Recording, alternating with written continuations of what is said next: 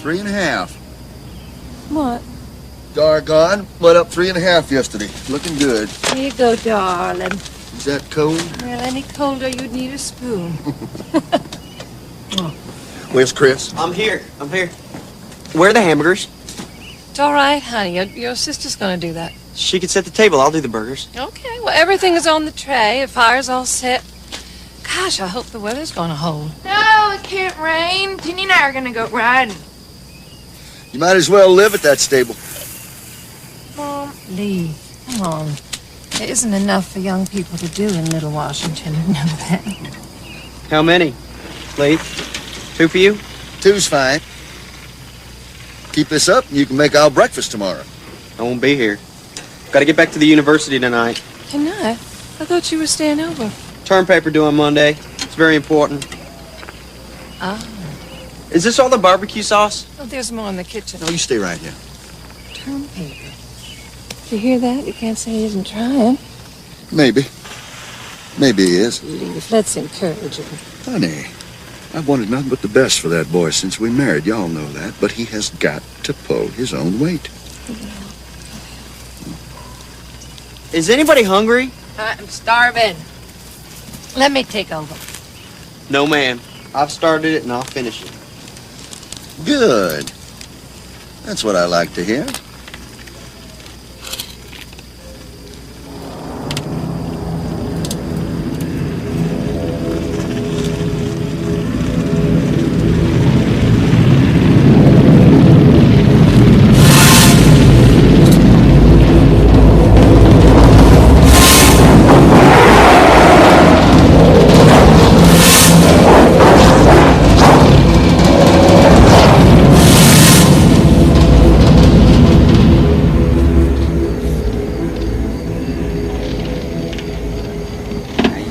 Settle down. All right, good. You sit tight.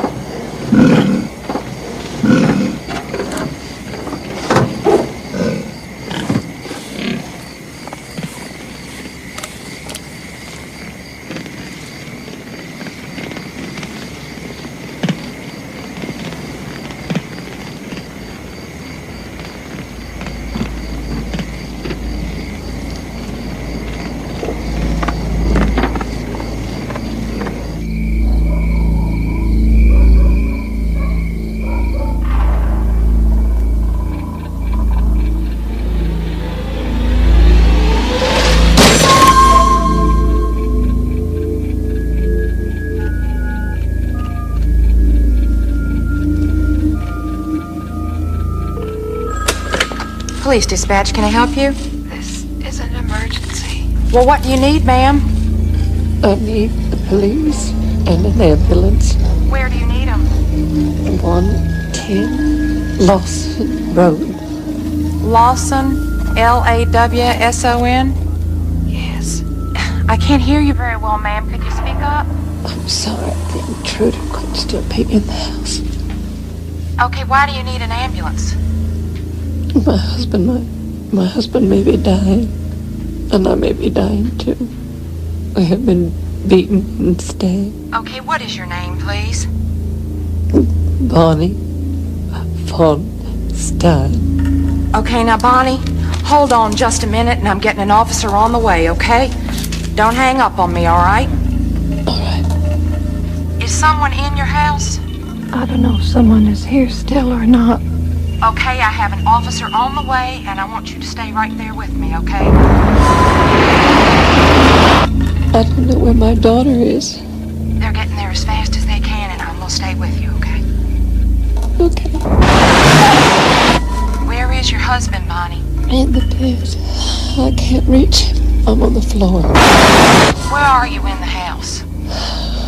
I'm in the upstairs bedroom on the right. My daughter is in the next room. Oh, God, I hope this is a bad dream.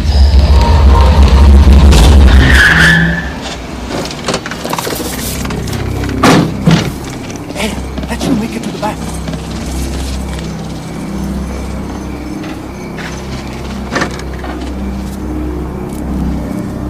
Front door's locked. No sign of entry. Bonnie, you still with me? Yes. Don't pass out on me now. I'll try. I'll try.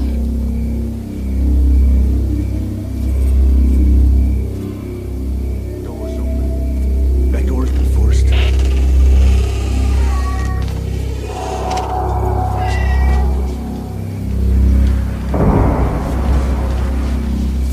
What the hell? The police are here. I hear 'em. Yes, I'm in contact with them. They're coming in. Oh, God. I've got cats. I don't want my cats hurt.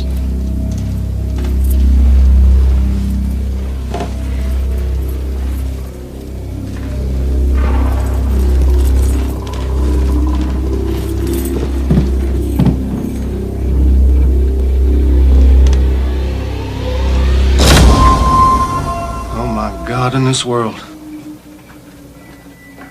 Officer. Yes, ma'am? Oh, man. My daughter in the next room. Is she all right? Go check on the daughter. Dispatch rescue. Call a rescue. It's not a dream. It's not a dream.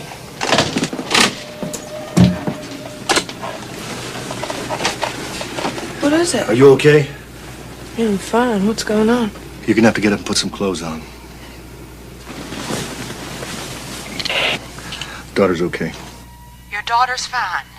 Oh, thank God. My husband. He must be bad. Don't look at him, ma'am. Just don't look at him.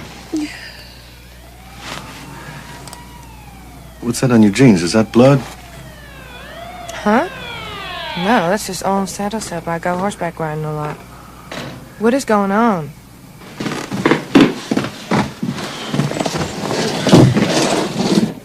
Mama? Mom? Don't let my daughter in here. Mom? Get her out of here. Mama? Let's go downstairs.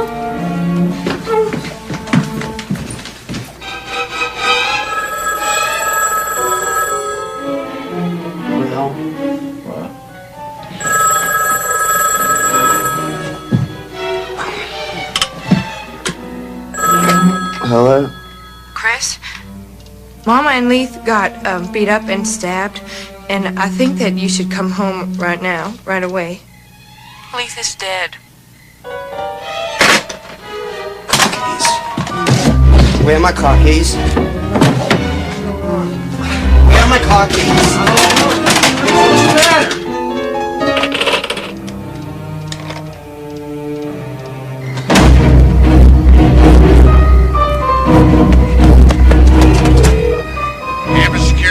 Yes, you have to help me. My mom and Leith have been stabbed. Where are you? No, you have to come get me now. Hey, Billy, look at that kid. Hey, stop! My parents have been beaten and stabbed, and I lost my car keys, and I gotta get home. Get in. Oh, this is Ramsey. We got a 1026. A 1026 en route.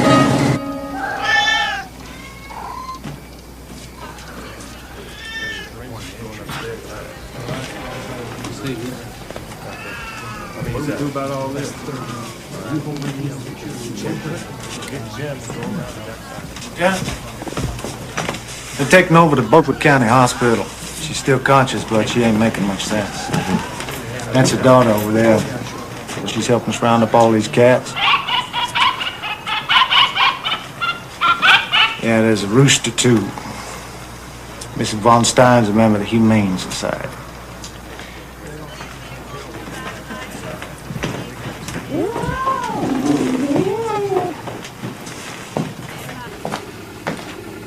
Here, I was sleeping right here. And you didn't hear anything from your parents' room? No, Nothing at all? No sounds of any kind? no. What's that on your jeans? It's all in saddle soap. You know, I told them already. Yeah. You didn't hear anyone come into your room, did you? No. That's good. Yeah. Is there an attic in this house? Yes, How'd you get to it? top my closet there. But it's jammed with my clothes. I don't see how anyone could use it. Uh-huh.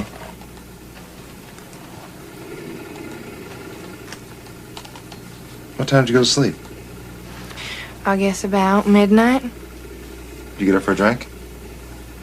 No. There's still ice in the glass. Yeah. don't know. Maybe, because my fan's been on. Yeah. This way. Where is she? She's down there. She has a punctured lung, several stab wounds. Her condition at this moment is stable, but you can't talk to her. We have her under sedation.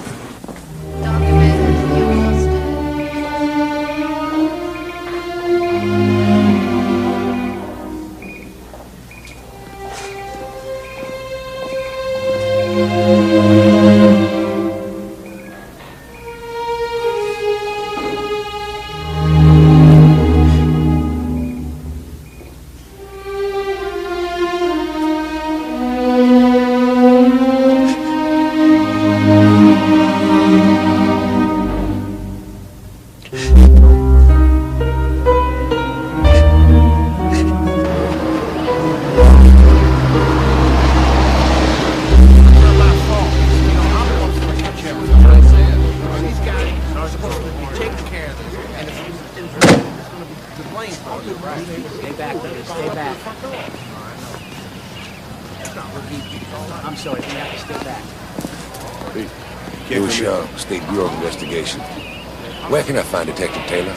He's on the back porch.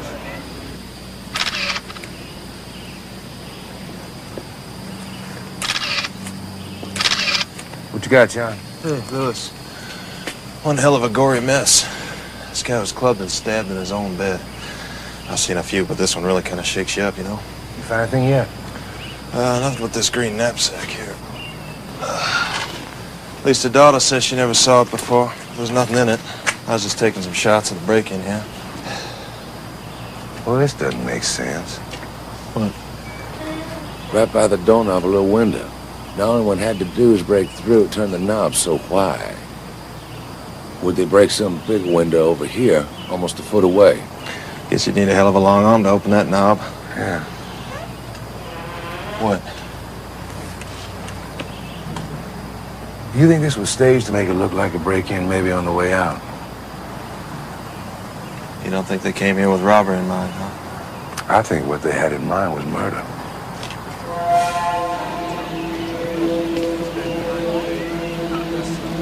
Step back, please. Step back.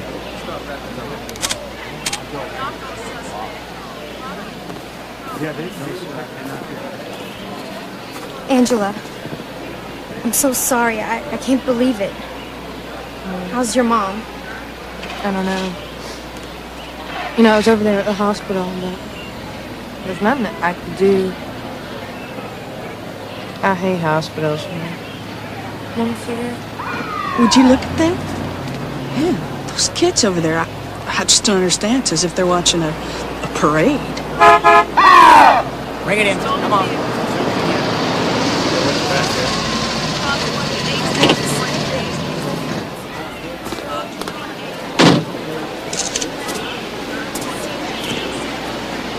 Chris? She, they took her to the hospital. I know, it's just there. I said she's gonna be all right. You okay? Chris, do not go inside. The police are everywhere, and they keep asking me questions like I was involved. Can you believe it?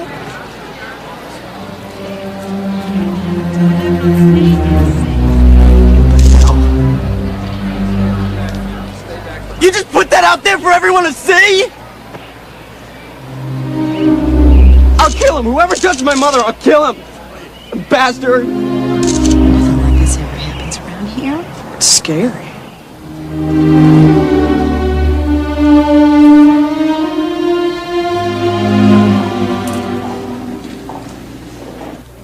Could you see who it was?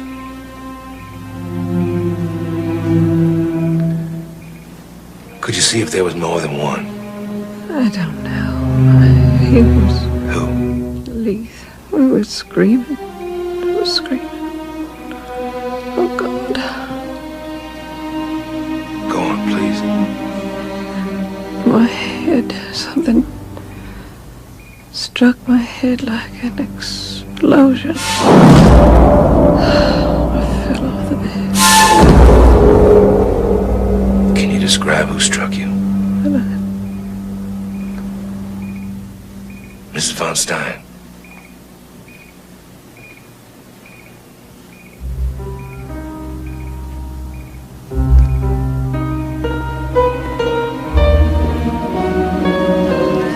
Stay right here, okay? I want this room guarded until further notice. Whoever did this to him may try again.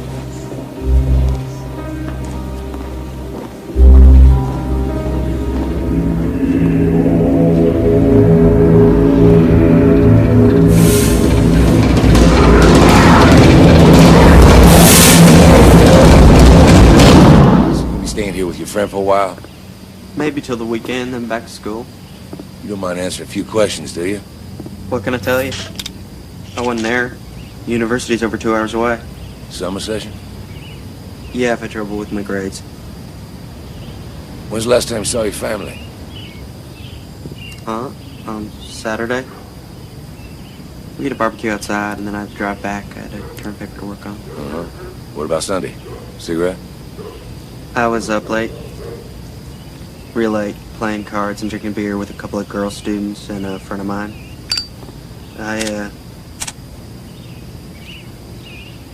When Angela called, I was so out of it, just went kind of nuts. Couldn't find my car keys and ended up having the campus police bring me home. Any family problems? No, sir. Did you know that your stepfather recently came into a large inheritance? Well, I knew he spent a lot of time working on stock investments. But, you know, I don't know anything about that stuff.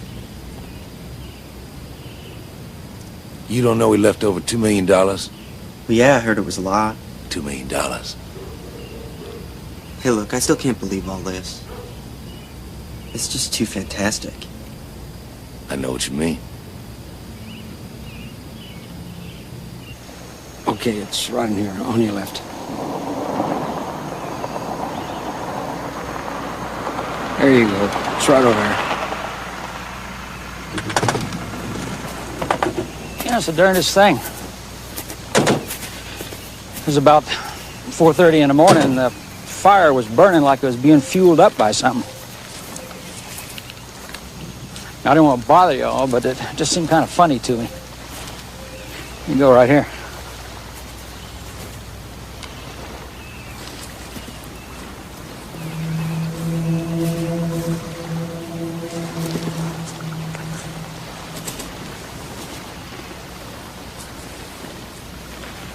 Oh, what do you think? Was it the right thing to call you? Oh, yeah, by all means. I don't know yet what significance these things have, but...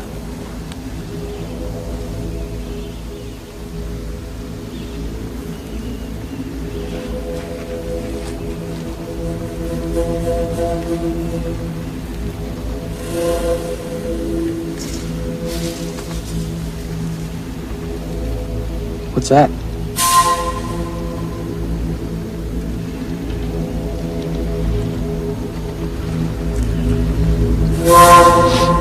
You want to know what I think of it? Tell me, John. Well, these lines are streets. The blocks are obviously houses. How am I doing? You doing okay so far? Carry on. Little stick figures, animals, you know, maybe dogs. Dogs, very good. Dogs, very, very good. Thank you. Coming from you, that's a nice I compliment. understand how you feel, but see, you have missed a key ingredient right here. Printed by hand, the longest line right here. I was saving the best till last. Lawson be the name of the street where the murder took place. That's right, so what we probably have here is... Map of the Smallwood subdivision. Von Stein house, 5th on the block next to the drainage ditch. Dogs in the neighborhood to look out for. Mm-hmm. Who do you suppose drew this little house finder? Who you think? I think somebody who wanted somebody else to use this knife.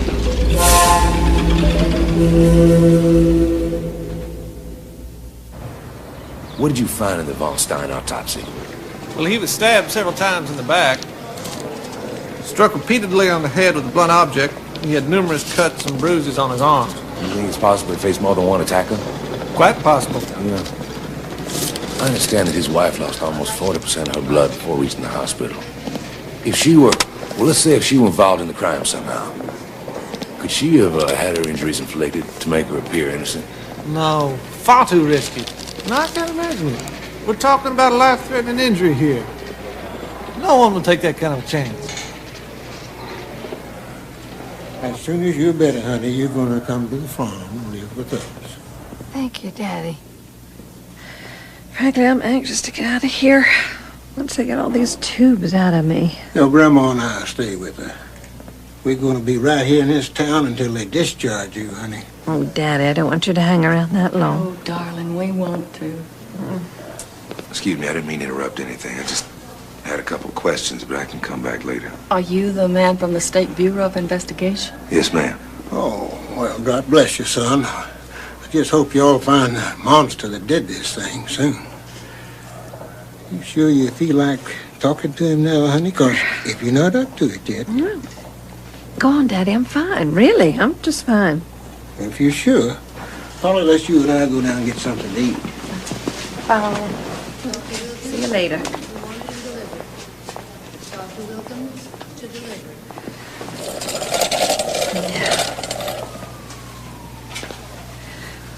Well, I doubt very much that I can help you. Well, if you could tell me first something about the weekend it happened. Now, your son said he was home for a cookout on Saturday. Yes. But then he had to go back to school to work on a term paper. Okay. And the next morning? The next morning, Leith and I drove to Greenville for breakfast. Angela go with you? No, she went horseback riding again. Leith had plans. You see, he had wonderful plans for us that we discussed at breakfast. Now listen, January 1st, in fact. I quit my job. We devote all our time to managing our investments. I know damn well we can do better than that bank. No, I believe you can, but you really want to quit your job. Yeah, we set up a little mobile home office here in town. Our own investment company. Without a fixed income, you got to go into a capital savings, Leith. Bonnie, I know that we can do this. Son of a gun, we're going to take the rest of our lives and do what we want to do. Oh, he was so excited. He was happy that morning. And when we went back to the house, we both felt like getting right to work. Harlequin. Harlequin. Oh, Harlequin 43. Down 6, better unload. Morex 19. Bonnie, that's it. That's the one. You were right. She's still going I up. told you, Lamb Q was what, 20? You know what? What? I have another brilliant idea. What? On January 2nd, we're going on our honeymoon.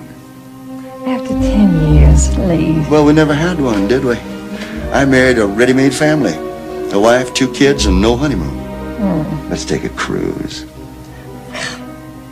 Where? No, I don't know. West Indies, the Bahamas. Blue skies and gentle breezes. What do you say? Yeah, I suppose if I have to.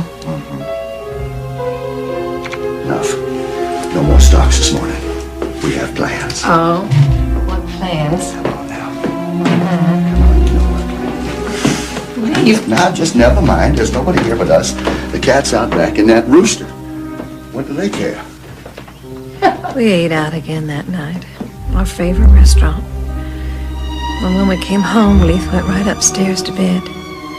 I sat watching television for a while. Angela was in her room reading. The movie was about this serial killer, Ted Bundy. And I had my cats with me, and I brought the rooster in. Well, like I do just once in a while. So when I went upstairs to bed, Leith had already dozed off. You want your iced tea, honey? No, thank you. Angela's stereo was very loud. Honey, turn that down, please. Fine. Night. Night. Then I went to sleep, and the next thing I heard was Leith. He was screaming. Do you have any better impression now of what the intruder looked like? It was very dark in the room. But I'll tell you, I am certain that he was a big man. He just had these big shoulders, you know, and just kind of blended into his head. It was almost as though he had no neck. Oh, he was He... Gone. Well, the thing is, I'm terribly nearsighted without my glasses. Let me ask you something. Leith being your second husband, did he ever have any trouble with your children? Oh, no. No, not at all. Why? Not your daughter or your son? No. Excuse me, why are you asking me all these questions? I'm surprised you aren't out there trying to find out who did this. Well, it's a little more complicated than finding a thief. You see, very little, if anything, was stolen. It appears to have been a premeditated murder. Oh. No. No. I mean, what? Who in the world would want to kill us? Why did you say that? Huh?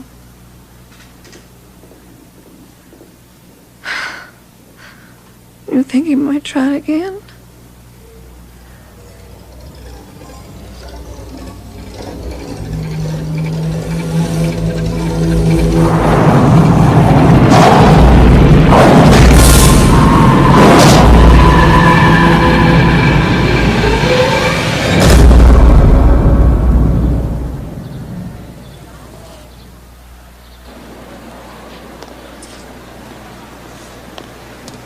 Excuse me. You Bill Hargrave? Yeah?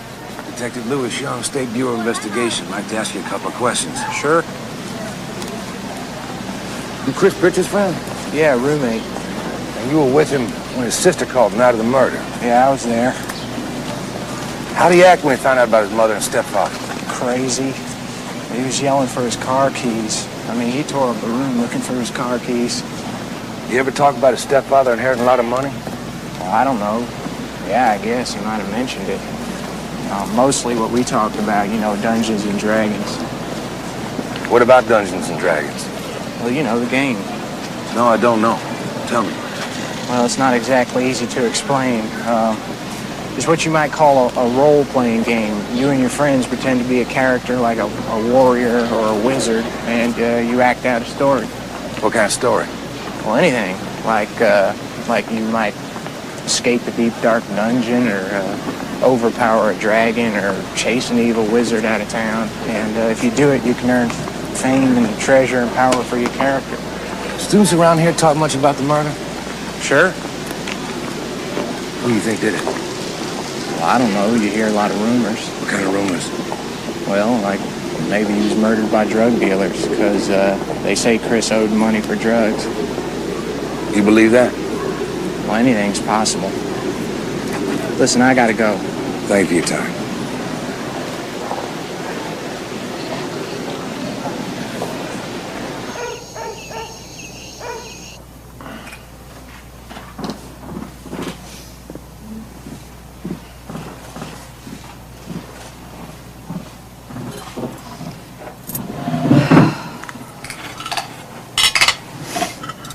Oh, I got a hold of Dr. Egan this morning. He says that your first appointment to begin that plastic surgery is Thursday. Mm-hmm. Oh, and the vet called from Little Washington. The cats and the rooster are doing fine, and you can bring them out here anytime you want. Why? Why, what, honey? I just don't understand why. I mean, it has been weeks now. And the police, I mean, they found nothing. Absolutely nothing. Yeah, I know. But they must be trying. Do you know, I heard that some of the neighbors walked right into the house and started cleaning up that very day? Then they started scrubbing the floor and wiping out any fingerprints that might have been there. I thought the crime scenes were supposed to be kept secure to protect any of the evidence. God. The way things are going, they'll never find out who did it. You could try again any day, too. Anytime. Oh, I wouldn't worry about that, honey. He wouldn't dare try it again. We don't know that. I'm scared. I am scared. Oh, God. I miss him. Leith. Leith.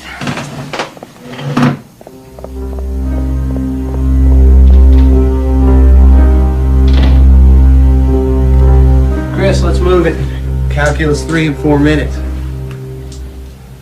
Chris, look. You don't want to miss another class.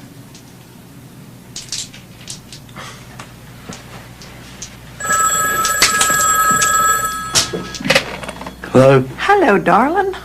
I just called to see how you're doing. Chris, Okay, I'm okay. why don't you come out and visit your grandma and grandpa and me at the farm this weekend? Can't. Oh, well. You know, it's been almost 5 weeks. Can't talk now, Mom. Well, how about next weekend? I'll call you later. Okay, darling, whenever you want.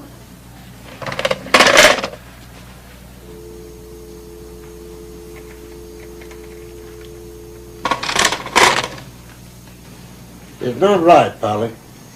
Those kids ought to come out here and see her more. They go visit each other, don't they? I know. Angela goes up to university to see Chris. So why can't you come on out here? Well, we're a lot further away, George. You know that. For her to come here from Little Washington takes 5 hours. In Washington. What's she doing staying up there anyway, in a friend's house? Well, she's got some kind of job there now. Well, I think they ought to come out here and see their own mother. They will, George, in time. Bonnie is gonna be all right. Let's hope so.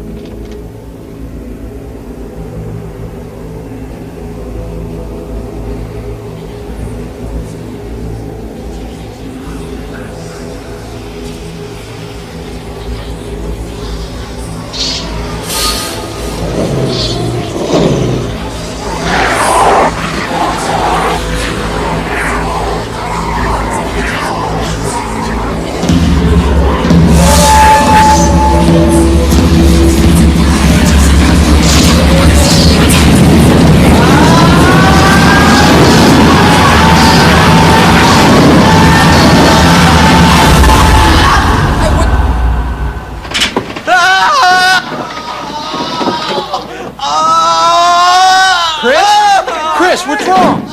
Hey. Pritchard's going crazy, man. That guy is nuts. It's down this way. Come on, let's go over here. What's he on? I don't know. Oh, man. We gotta get moved. Where the hell is moved? Oh, no, Chris. Chris. Hold him. Chris! I'll do it. I'll settle the score. I'll kill him. I'll kill him. I'm calling an ambulance. No, nobody call an ambulance. It's just a bad trip, that's all. I've seen him before. Chris! Chris! I've got the light and I'm gonna throw it out the window and it'll light up everything. Chris, listen to me, man. Chris, look at me. Look, it's moved, man. It's gonna be okay. Y'all just take it real easy. It's gonna be okay, man. Y'all clear out. Let me talk him through it. Come on, get out of here! Stay in mood. All right. Come on, you're gone. Stay there. We're okay. Now, what do you see, man? Chris, what do you see? You see Moog, right? You see your friend Moog, right? Your buddy.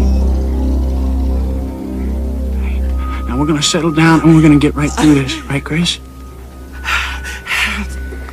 I'm gonna keep talking and you keep listening to me, okay, Chris? Okay? We're gonna be just fine.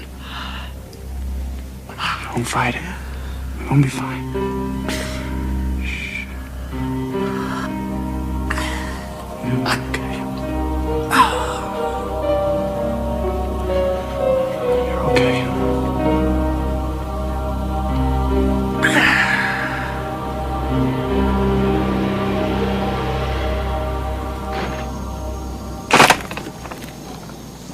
Bonnie, honey, did I hear the phone?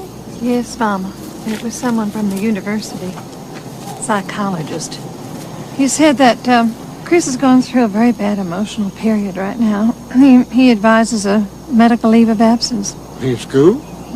He thinks it would be beneficial. He said he doesn't think he has enough emotional stability to cope with school right now. Well, I know what it is. He feels guilty about not being there when it happened. And he might have done something to help, though God knows what, huh? Ask him to come here, Bonnie. We've got through. We sure have. I am not going to be a burden on you any longer. Burden? I have been thinking about Leith's parents' house in Winston-Salem. You know, they left that to him. And no one has been in it for a year. It's furnished. It belongs to me now. You don't want to move to Winston-Salem. I was there so many times with Leith. Wonderful times. You know, it's part of him. And in a way, I think I'll even feel closer to him there. I think you're doing the right thing, darling.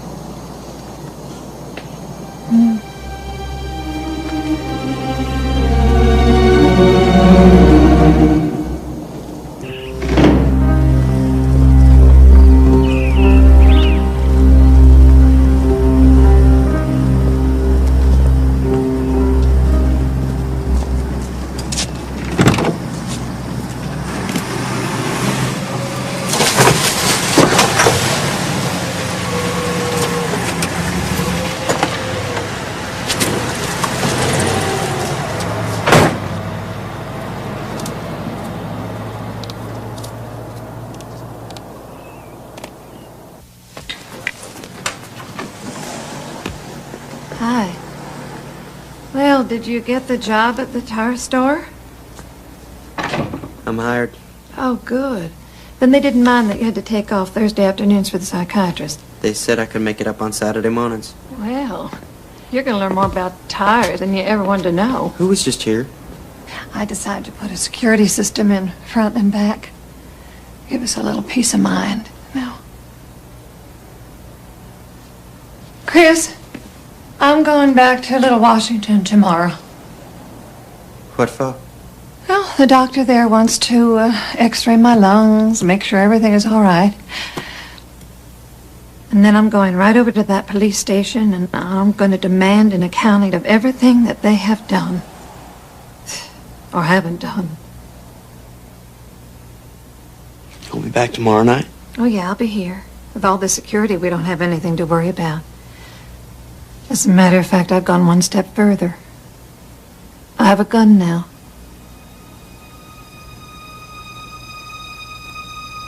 So have I.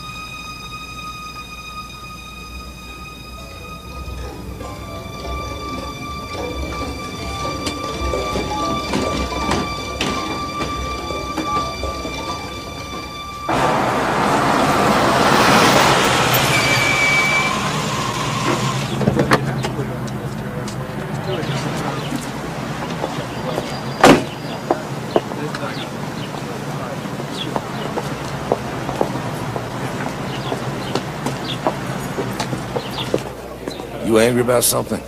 Yes, I'm angry. You're darn right I'm angry. The only investigation I've seen thus far is you're investigating me and my family. You've got everyone in the state of North Carolina thinking that we had something to do with this. I understand your frustration, but the fact of the matter is... Thank you. But I don't want your understanding. What I want is to find who killed my husband. Now, are you doing anything? I mean, anything at all? What do you want me to do? You want me to plead with you, beg you? No. Please tell me what you know. Just tell me. We'll be happy to share with you all the information we've developed. But there's one thing you'll have to do first. You and Chris and Angela. What? Take a polygraph examination administered by the State Bureau of Investigation. You're under no legal obligation to do so, but the three of you are closest to Leith, and until you pass such a test, you can't be eliminated as suspects. I'm sorry, but that's the way it is. Well, if that's all you want, I could have done that weeks ago. Of course we'll take a polygraph.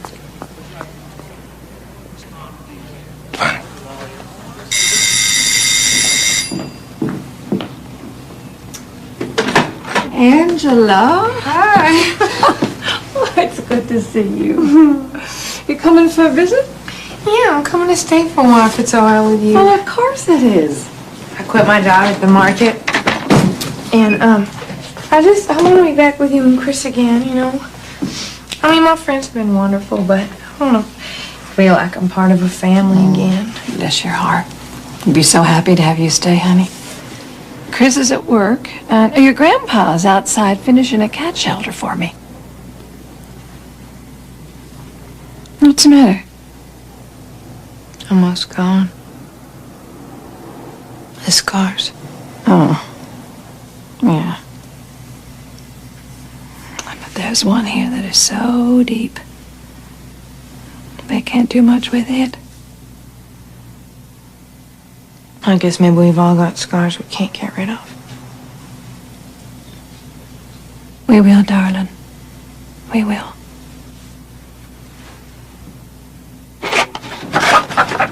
Almost finished. It looks great. Yeah, I think we need a couple of hinges on that box inside so you can store supplies underneath. We better have a bunch of happy cats. Oh, Daddy, I can't thank you enough. Looks like you're just about settled in now. Chris feeling any better? Some days good, some days not. We're never going to put this behind us till they find out who killed Leith. Nothing new, huh? They won't tell us anything until we take a polygraph test. Polygraph? I know it sounds ridiculous. That's what they want. Now, look, Bonnie, I'm no legal expert by any means, but I don't think you ought to do anything like that without a lawyer. You mean I got to go get myself a lawyer? Well, I sure don't like the way things are going so far.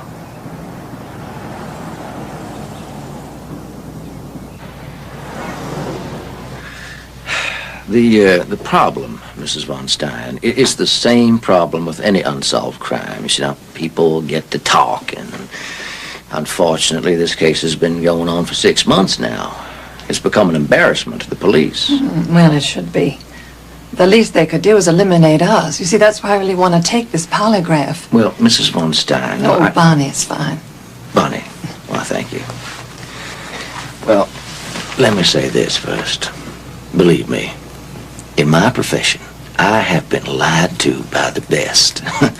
And based on what you've told me, and the obvious sincerity in the way you've told me, I feel inclined to discard my normal procedure. Your normal procedure? Never to take a state-sponsored polygraph, but I feel in this particular instance it might be of use, that is, for you, and perhaps for your daughter, after I've spoken to her. Mm-hmm. But not Chris. Well, your daughter, like you, was there at the time of the attack, but Chris is a different matter. Now, he was away at school, and therefore he can't be considered an intended victim. Now, I think that the investigators might look upon him in a different light. Oh, dear. Well, so what should we do? Well, if you take the test and the boy doesn't, that makes him a definite suspect. Now, there is going to be strong pressure from the police, and you know what I think? I think he should have a lawyer of his own. Forgive me, but I mean, this is just so crazy. Here we just want the police to find out who did this thing, and now we have to hire lawyers to protect us from the police. Bonnie, for your own sake, and for Chris, get the boy a lawyer. Do it right away.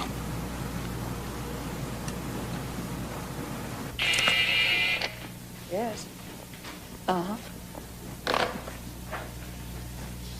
Mr. Osteen will see you now. He's right in there.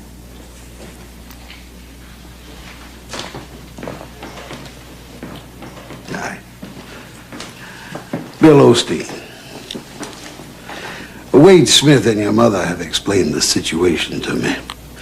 As I understand it, the State Bureau of Investigation would like you to take a polygraph. Yeah. How do you feel about that? I have a report from your psychiatrist in Winston-Salem. You're taking a medication prescribed by him. Yeah. In my opinion, this medication and your present state of mind would render a state-administered polygraph unacceptable. On the other hand, Might look suspicious if you appear unwilling to take one now that your mother and sister have agreed. You don't have an opinion one way or t'other. Whatever you say. I'm not a lawyer. Don't like that.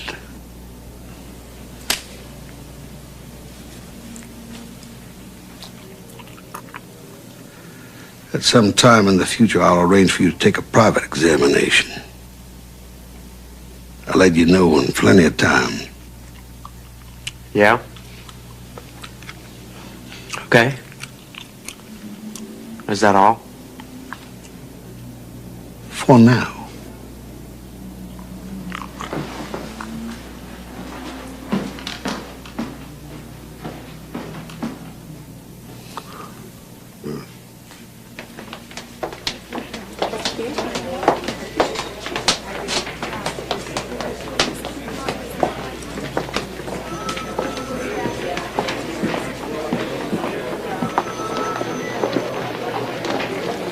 Right on time. The polygraph room is just this way. Where's Chris? He won't be here. What? You know that he is seeing a psychiatrist. And he's under medication, so we have been advised that in his present state, a polygraph would not be effective. Look, the reason we set the test for today was to accommodate your son's work schedule. If he was going to tell us this was going to be a We're problem. not criticizing you for standing up for your son, ma'am. We realize you're between a rock and a hard place. You do? Well, I have been in a hard place since the night my husband was murdered. And neither you nor the Washington police have done a single thing to help me out of it. I therefore am in no mood to hear ugly remarks about my son. Shall we get on with this? Are you ready to answer the question? Yes. Were you related to Leith Von Stein? Yes. Did you plan the death of Leith Von Stein? No. Did you help to plan his death? No, I did not. Do you know who stabbed him? No.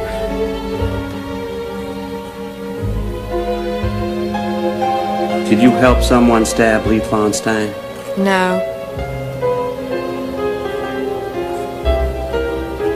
Were you involved in stabbing Leith? No. Do you know who stabbed him? No, I do not.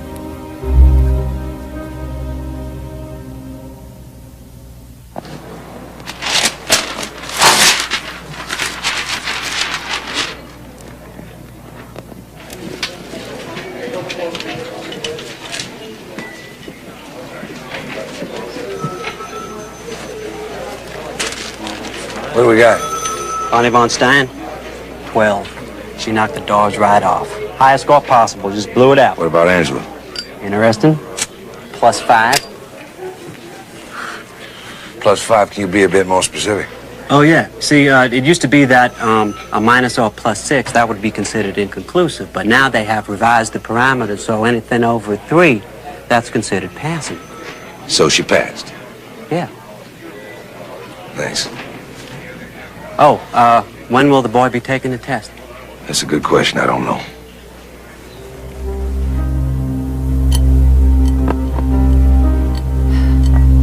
Well, they promised us.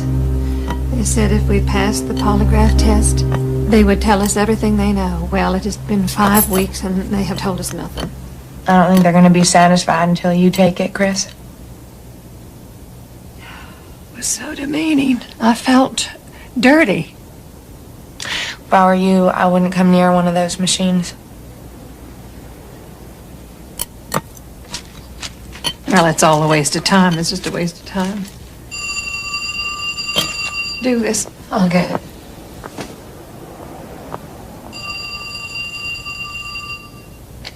Hello? Bonnie, I have some news that could be very promising. Oh, anything would be promising at this point. They're getting a new police chief in Little Washington, and he's already made a statement that his #1 priority is to get this case solved. It should have been number one a long time ago. Now, patience. Bonnie, I know it's difficult, but patience. Gentlemen, what do we got? Here. This is what we got. We got one thin file on the Von Stein case. I wonder they're on my back to solve this case and I've barely been sworn in office. Or maybe you've been spending too much time on petty robberies, on high school vandalism and handing out parking tickets. But from now on, all that's gonna change. This bloody homicide happened in this town, in this county, and it's up to this department. We're the ones gonna be held accountable. Am I understood? Yes, sir. Now, we're gonna cooperate with the State Bureau of Investigation, but I want Louis Young to know that we're gonna be taking the initiative. Yeah. Taylor, you shot the crime scene photos. Yeah, I was there that morning. I don't know what other cases they got you working on, but from now on, you're working on this case only. All right, gentlemen, let's go over the file. Here's what we got. Number one, we got a map with the exact location of the Von Stein house. I want to know who drew it and why. We got a knife. It might be the same knife used to kill the victim, only we can't prove it. Number three, we got us a green knapsack that nobody in the family's ever seen before. Where did it come from? Who does it belong to? Gentlemen, we're gonna start asking some questions around here. And we're gonna keep right on asking them until we get some answers. Now get it. Yes, sir. All right, let's go. Taylor. Yeah. Yes, sir. Louis Young took a statement from one of the students about a game, Dungeons and Dragons. You know anything about it? No, sir. Look into it. Yes, sir.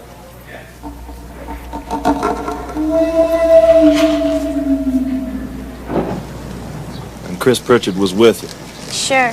Yeah, he was there. It was Chris and Josh Dugan were both with us the night of the murder. They were in our dorm room, playing cards. We kept on asking them to leave. Chris wouldn't go. Finally, about 3:30 in the morning, then he asked what time it is. And he left. And you were just playing cards, hmm? Yeah. You ever play Dungeons and Dragons? No, never. How about Chris? Sure. Chris and Hargrave and Dugan and Moog. Moog? Well, they call him Moog. His real name is James Upchurch. These guys, they live the game. It gives them this crazy thing, like they got real powers and charms that they don't have in real life. But what you have to do is you have to follow the instructions of the Dungeon Master, Who's the Dungeon Master? Moog. Oh. Is he around here now? No. He left a long time ago. You don't know where I can find him, do you?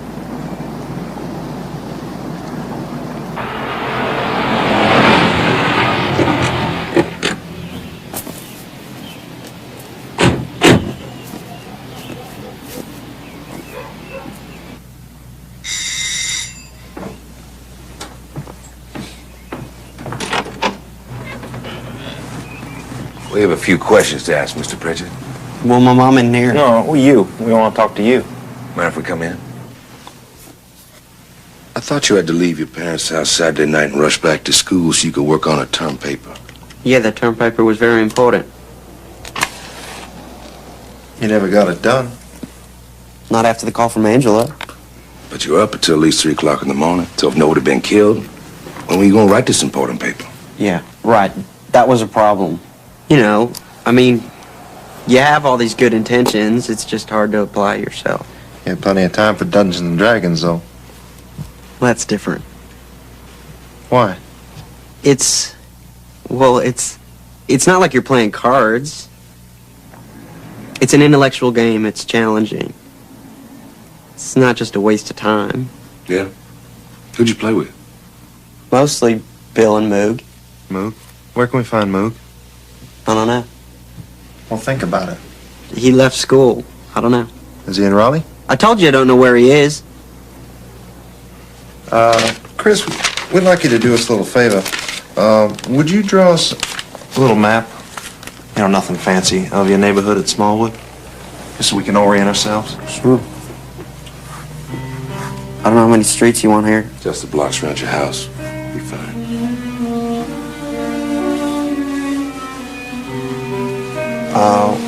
Why don't you print the name of your street there, Lawson? No problem. I don't really see how this is going to help anything. Well, you never know. So you drew them a map, and you printed the name of your street. Do you have any idea what they wanted it for? No, sir. You should have called me right away. From now on, I don't want you talking to any law enforcement officer unless I'm right there. Yes, sir. I'll tell you this. You're becoming a target. Perhaps the target of the investigation. Now is the time for a polygraph. A private polygraph as soon as possible. Dungeon Master's Guide, a Monster Manual, a Monster Manual 2, and the Player's Handbook. Here, get this. A dungeon is a group of rooms where monsters and treasure can be found. You carry a backpack and a dagger in your boot. You will make a map of the dungeon so you won't get lost. Yeah, map, that's what it says. The players enter a castle and kill the overlord in his sleep. If successful, they will inherit all his wealth and powers. The more times they stab the overlord, the more experience points they will receive.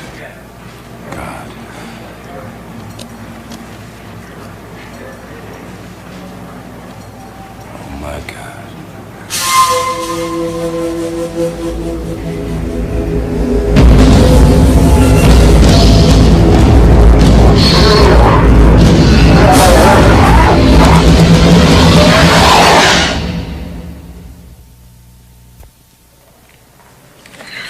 I tell you, it's obvious these drugged up kids decided to act out this Dungeons and Dragons fantasy for real. Yeah.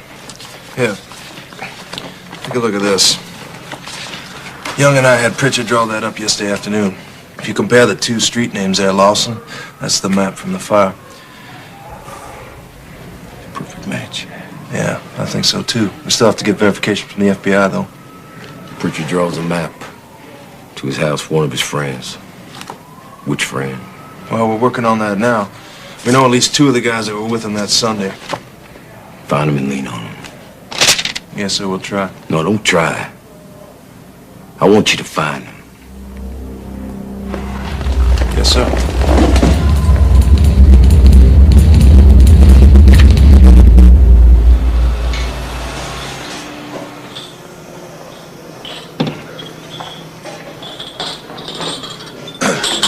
Your name Josh Dugan?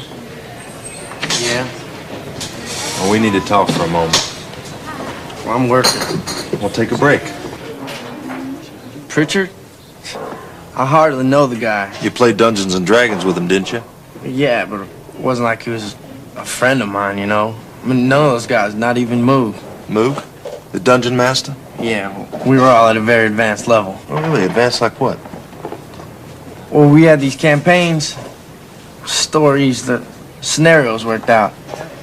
I mean, there are 50, 60-hour campaigns that go 4 or 5 hours at a time. Doing what? Well, we go down in the steam tunnels. Steam tunnels? What steam tunnels? At the university, they got like these steam tunnels. And we go down there with these fake samurai swords and wave them around and pretend to duel. You and Chris and Hargrave and Moog? Yeah. Where's Moog, huh? Where can we find him? I don't know. I hadn't seen him in weeks. He has a police record, you know. Burglary. Did you know that? No. Well, you ask around. You ask your friends. Sure, okay. Good, you do that. 'Cause I'm gonna be back.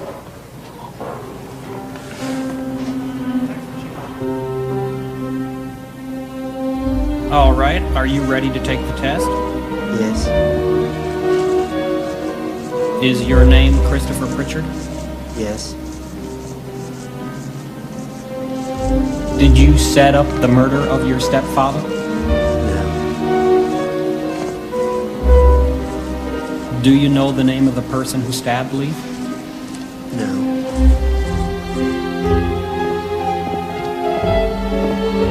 Why don't you wait down there till I get the results? All right.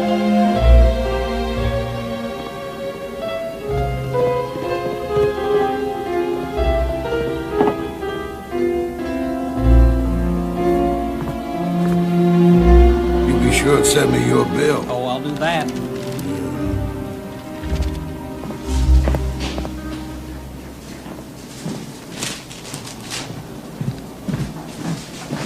Understand now. They base everything on the nature and degree of the tracings.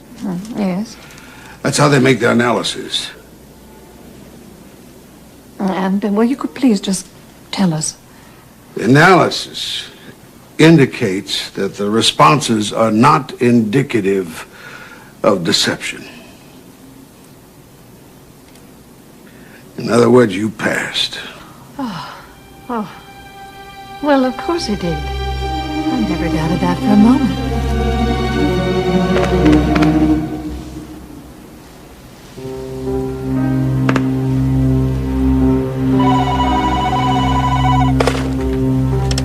Louis Shaw, may I help you? Yes, Mr. Young. Bill Osteen here. I just wanted you to know that I've been retained as a lawyer for Chris Pritchard. I wasn't aware he had a lawyer. Oh, yes. I'll be representing him concerning the polygraph. Well, it's my understanding he's refused to take an SBI polygraph. That's not necessarily so. Well, good. I'll ask him about when I see him tonight. Tonight? Yeah, I'm on my way to Winston-Salem right now. I'm supposed to meet with the family. Yeah? Yeah, so I certainly appreciate you calling, Mr. Osteen. I'm sure we'll be in touch with each other. Maybe next week. Thanks again. Damn. What? I blew it.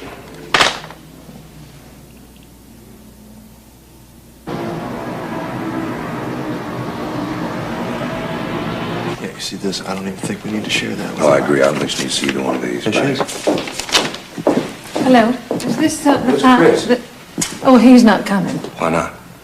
Well, his attorney, Mr. Osteen, doesn't want him to be interviewed unless he himself can be present. Just how long has Mr. Osteen been involved in the case? I retained him to represent Chris in January. He was recommended by my own attorney, Wade Smith. Wade Smith. You've hired the biggest name in criminal law in North Carolina, Bonnie. You never told me a damn thing about having any attorneys involved. I didn't think it was any of your business. Since when do victims need attorneys anyway? I long ago have lost confidence in the police to find my husband's murderer. What are you talking about?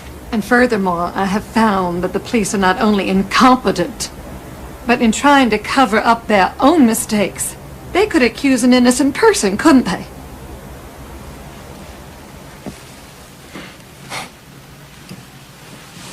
Let me see that. Let me tell you something. John Taylor and I came here tonight prepared to go over everything we've discovered so far. Piece by piece, page by page with you. But you know what? We're not going to do it. Not now. What are you No, we're not talking going to do about? it. As a matter of fact, I'm never going to discuss this case with you again. I want to see that file. Look, Bonnie, we know that Chris is involved. But it could be purely innocent. He may not even realize that he provided information that led to your husband's death. But he was involved. Now, we're willing to make arrangements with him, but we got to talk to him without a lawyer present. If we can't do that, we're just going to have to go ahead and build our case against him. And we can do it. Now, may I say something? I know for a fact that Chris had nothing to do with this. Nothing at all. And I have my own proof of this. Oh, yeah, proof? What proof? A polygraph. Mr. Osteen arranged it. A private polygraph? Yes. Proving you get what you pay for. Thank you very much. By the polygraph, you can be sure to get the results you want, but it doesn't mean a damn thing. Look, you say you want the truth. You say you want to find the guilty person. But that's only true as long as he isn't your son. Isn't that right? Look, Bonnie, just bear in mind that the first person that comes forward is the person we're going to deal with. This could be Chris's last chance. Right here.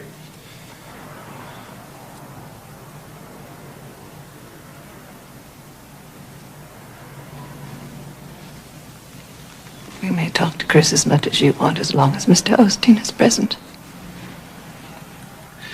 This meeting is over.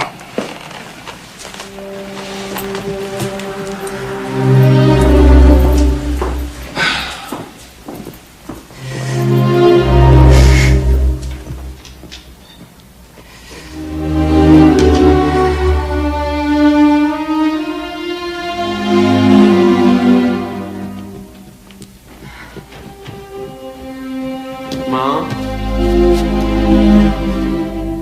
What's the matter? How'd the meeting go? Chris, is there anything that you might have said? Anything, you know, at school or in town to your friends? Anything that might have led to what happened? Anything? No. No, Mom. I can't think of anything.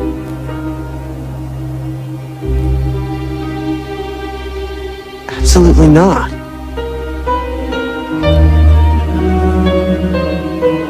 Okay.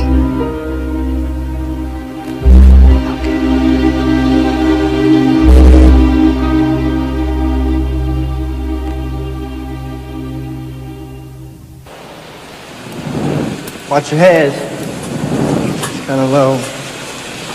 So this is it, the famous steam tunnels. It's kind of dirty. I seen a couple kids sleeping in there one time. There's always some kind of freak running around this place. Yo. So we bring these torches in. We set up the duels in here. Moog always called the shots. You put in your game hours, you collect your experience points. But Chris was damn good. Chris was always real intense. So, he wrote this up here one night. Christopher Wayne Pritchard. Why don't you give me that? You can do anything down here. Nobody ever bothered us. What are you talking about? You talking about doing drugs? Some guys, sure. What other games you play? What about murder, for instance? Listen to me carefully, Josh. We know that Chris planned it. You understand? We know that now. Now you gonna tell us all about it, ain't that right? Huh?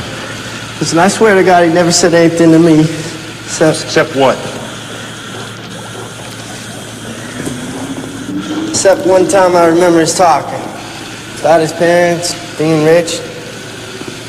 And then somebody goes, we ought to bump him off and get the cash. Who said it? I don't know. Huh? Come on, speak up. Well, yeah, I think it could have been Moog. Where is Moog? Well, look, I don't know if this is true, but somebody told me that they think he's working at a paint store over in Raleigh. What paint store? They didn't say. There can only be so many. Come on. All right. Find what you were looking for? Okay, come on, let's go. Let's go. You and Chris Pritchard were very close. Right, Chris and Bill and Josh, all of us were real close. And what happened to Chris, man, it shouldn't happen to anyone. It's a terrible thing. I mean, the guy got paranoid afterwards, you know? Was he on drugs? Drugs are a campus-wide thing. It's just with Chris, he just take it too far. You know, I mean, whenever he got any acid, he'd, you know, go running all over the dorms asking everybody if they wanted any. But he's just insecure, you know? I mean, just wanted people to like him. How'd he feel about his stepfather? Well, I never got along, but I guess that's no secret, huh? I mean, there's always talk about how much money his parents had. Every couple of days, you know, somebody say he ought to bump off his parents and get the money. But it was always said as kind of a joke. You might have even said it yourself. Yeah, right. I mean, you know, a joke.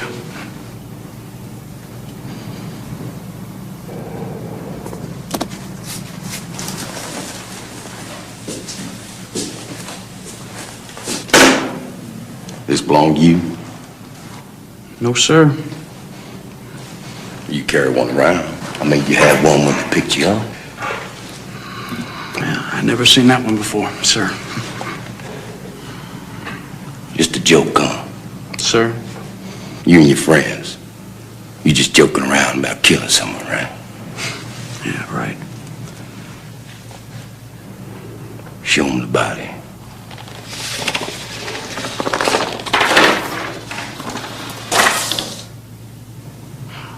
This is serious stuff, huh? Yeah, well, you gonna get sick. Don't do it on the table. Hey, look, man, this ain't my thing. You know what we're gonna do? We're gonna listen to the first person who talks. The first person's the only one we're gonna listen to. And believe me, we're getting there. Ship's just about ready to pull out. We got room for one passenger. You understand what I'm telling you? There's nothing I can tell you. All right, then, let's take it from the top.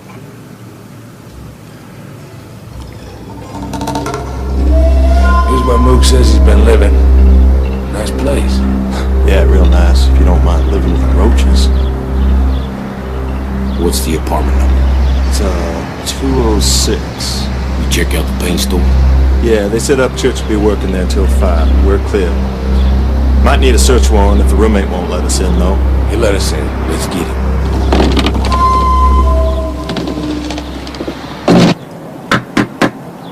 Yeah, all right. Wait a minute.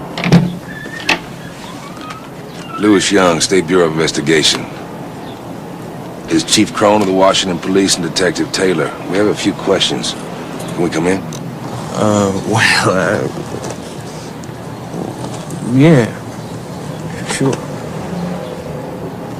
Oh, wait.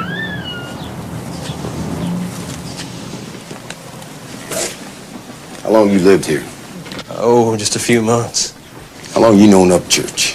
We were in high school together and over at the university. So then you know Chris Pritchard, huh? Yes, sir. Well, what we're doing here, Mr. Henderson, Neil Henderson. We're looking for the guy who took a knife in a club to Pritchard's stepfather. I presume you heard about that. Yes, sir. We think that it might have been some kind of a game that got out of hand. Like Dungeons and Dragons, for instance. Maybe someone on drugs might have taken it too far without really meaning to. I see you're familiar with Dungeons and Dragons. Well, yes, sir, but I can't imagine anybody doing what you said. Yeah, well, maybe you and me could sit down over there and talk about it for a little while. Yeah, well... Just take a few minutes. Over there. All right. I got a hunch. Gut feeling I'm gonna scare the hell out of him. Keep looking around.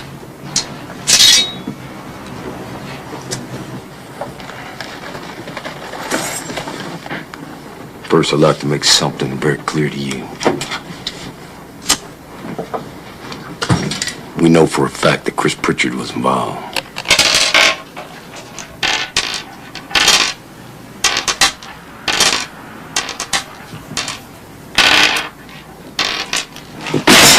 Did you hear me? I said Chris Pritchard was involved. We know that for a fact. And we got our attorneys talking to his attorneys and just about ready to go down. And when he does, anybody knows anything and didn't tell us, I mean, they're in some deep trouble. If we find him guilty of any kind of involvement, I mean any kind of involvement, they could get the death penalty. I guess you know in this state that's a gas chamber. You know that? Yes, sir. A gas chamber.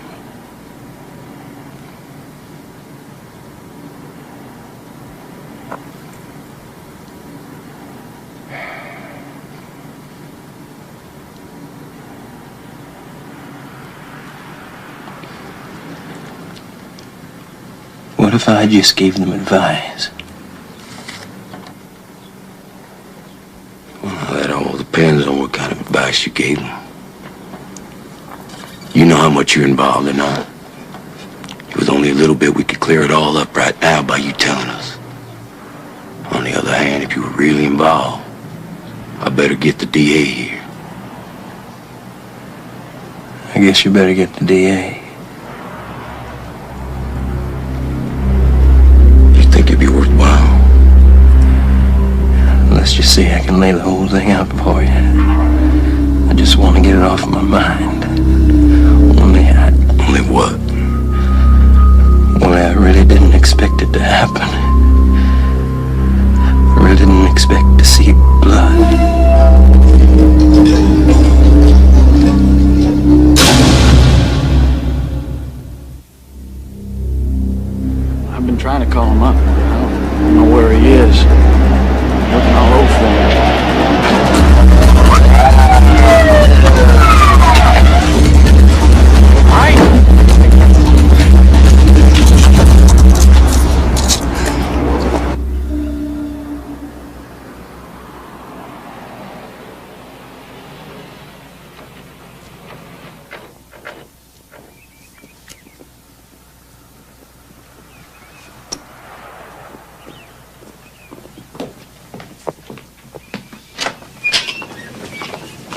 What do you want?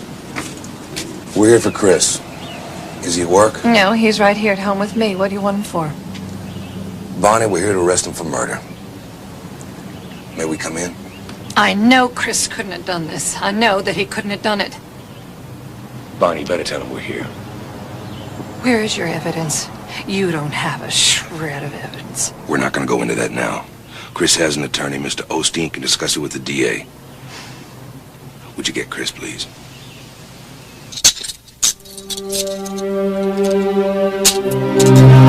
Come on, let's go.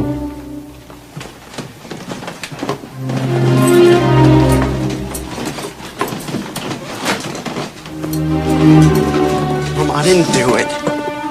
I didn't. You be careful with him. I don't want to hear anything happening to him. I've heard of too many stories about what happens to people in police custody, and I hold you personally responsible. Bonnie, nothing will happen to him. We're going to bring him back to Washington. He's going to spend the night in the Beaufort County Jail. Well, it's shameful. You walk in here and you drag out an innocent person in the street in broad daylight, and then you charge him with murder. May God forgive you. May God forgive you. Forgive you.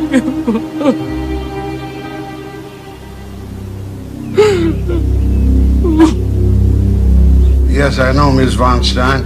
I just heard. They're taking her to the Beaufort County Jail. First of all, we need a lawyer representing them right there in Little Washington immediately. Do you have anyone there you know? My husband once did some work there with a lawyer named Vosberg. Vosberg. Vosburgh. I'll contact him right away. Miss Von Stein, I'm Jim Vosberg. Oh. We're right in here. Have you talked to Chris? Just briefly. Well, I brought him some clean clothes, because I'm sure he'll be going home with me when we're through here. Well, now, I'm afraid it's not that simple. We're going to try and get the judge to set bail, but there's no guarantee of it. And even if he does, it's likely to require a very large sum of money. We're right down the corridor here.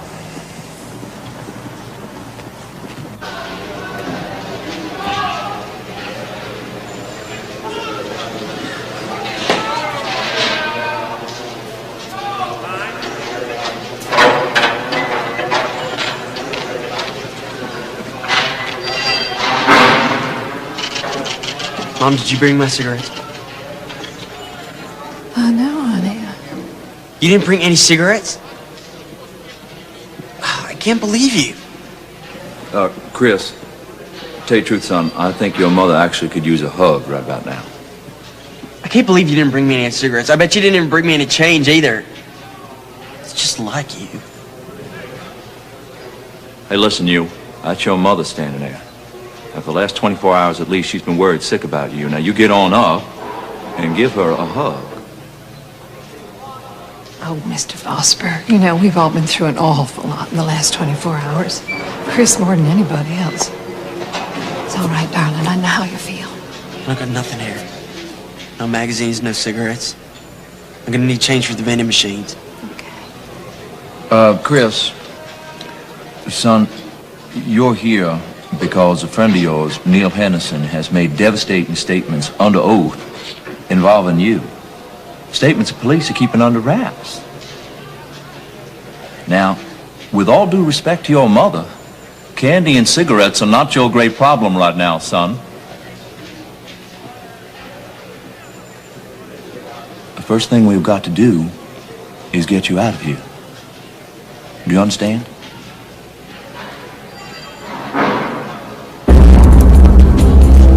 Excuse me, please. We're trying to get through. Thank you, officer. Okay, for the house, take it down, stay up fine. Come out of here and here, come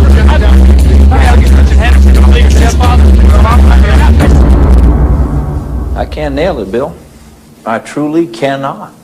But I can tell you this. There is something really weird about that kid. I mean, he does not have normal reactions. Never mind his reactions. We got too many gaps. We simply don't know the whole truth. Well, if we're going to let him take the witness stand, we had better know what his answers are going to be ahead of time. There's one thing about Chris Pritchett is that after he states his name, everything else that follows is likely to be a lie. Time has come to shake the tree and see what falls from the branches. And I know just the man to do it. You ever heard Tom Brereton? No. He's a tough, experienced private investigator, the best in the state. Grew up in New York City, spent 20 years with the FBI. And he's got a personality that would make even you look positively demure. Hi, Chris.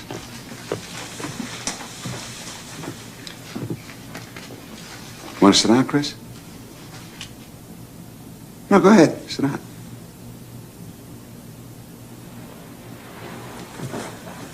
Now, Chris, you told us a lot of things, but there's still a lot of blanks. And Tom is going to help us fill them in. Sure.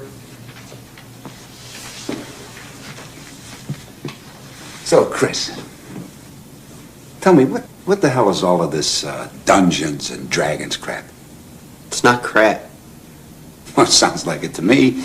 People going out with daggers and swords, killing other people. No, it's not that. It's a test of your intelligence, of your endurance. And if you're smart enough and strong enough, you can earn fame and treasure and power. No kidding. You were pretty good at it, huh? When the obstacles are so enormous, and yet you make it through them, all of them, the feeling is it's overwhelming.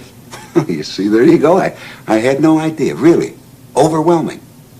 You were really into it, huh? I mean, it really gets into your head? Yeah, there's no other feeling like it. Except maybe... Yeah? Except what? Drugs? Now, sometimes you've got maps to follow in this game, right? Sometimes. All right, well, let's talk about maps. Let's talk about the one the police produced of your Smallwood neighborhood in Washington. The only map I ever drew was the one they asked me to draw back in March. Right. And you printed the word Lawson on that map, isn't that right? So what? Well, I'll tell you so what. Expert analysis of the printing on that map shows that it's exactly the same as the printing on the first map that you drew. The one you gave to Henderson and Upchurch so they could find your house and kill your parents. I never drew them in a... Bull! I did it! Chris, the printing on the map they found by the fire certainly did look like the printing you did in March. I can't help what it looks like. I never drew any map for Henderson or Upchurch. Maybe you drew a map for somebody else. Well, I could have done that. I mean, I don't remember this, but I suppose it's possible for a Dungeons and Dragons game. Mapping out a scenario. I could have drawn one for a friend of mine. I had this friend, his name was Brian. I remember he wanted to come down to Little Washington, but he didn't know where we lived. Maybe I drew a map for him. You got a lot of friends, haven't you, Chris? Did you tell them all about your parents having money? No, I don't know. Well, how the hell are you going to deny that? We already have 10 people that said that you did. No, I didn't even know anything about this. Chris. This whole inheritance thing. Your own mother told Mr. Osteen here that she explained to you very carefully that there was quite a large inheritance. No. No, I didn't know anything about that. I only heard about the inheritance after all this had happened. Chris, if you stick to that statement, you put me in the position of having to choose between you and your mother over who's telling the truth. And I can tell you frankly, that's not a hard choice.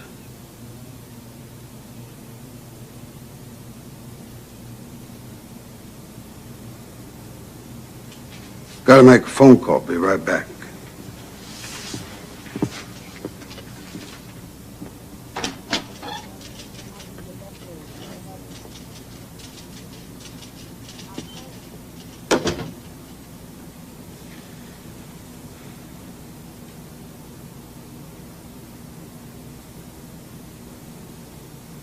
Henderson. What's that? Henderson said that he drove Upchurch to your house. He said he provided the transportation to kill your parents, and he said he used your car. Now, why would he say a thing like that? beast me. Come on, Chris, you're gonna have to do better than that. I don't know why I said that, all right? Maybe you said it because it's the truth. Did you ever see these before? They're murder weapons, so they say. Did you ever take Henderson to your house? No, never. Well, how about Upchurch? No, well, we drove by it once, but we didn't stop in. Well, now you admit Upchurch saw your house before. It was dark. Yeah, well, it was dark when your stepfather was killed, too. And your friend Upchurch had a map with your printing on it showing exactly where the house was, and the whole time that he's gone, your car is gone, too. I never said my car was gone. You don't have to.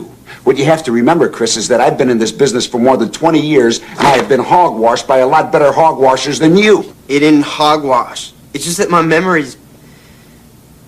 Look, I was taking a lot of drugs. And sometimes I just can't remember some things. Yeah, like your inheritance? Well, yeah, actually, that is a good example because I think I do remember something about that now. I think one time I might have said something to Bill, my roommate, about my grandparents giving my stepfather a lot of money. But I swear to God, Bill was the only person I ever told. You swear to God? Right. Chris here was just telling me that his roommate, Bill, was the only person he ever told about his inheritance. Yeah. How could you have told him if your mother didn't tell you until after the fact? I don't know. I guess that's what I mean. My memory's bad. And your problem isn't your own memory, it's other people's memories, like your friends, who were told that if your parents were dead, you'd get a lot of money, buy a big house, fast car, you could take drugs, and you could play Dungeons and Dragons all year. Look, I was drinking a lot of beer, I was smoking a lot of pot, I was dropping acid. You know, I might have said these things, but like I said, my memory's bad. Chris, I want you to think clearly now. I'm going to ask you one more time. Did you ever leave anyone with the impression, I'm not saying that you wanted to see anything happen, but did you ever give anyone the impression that you would be better off financially if Leith and Bonnie were dead?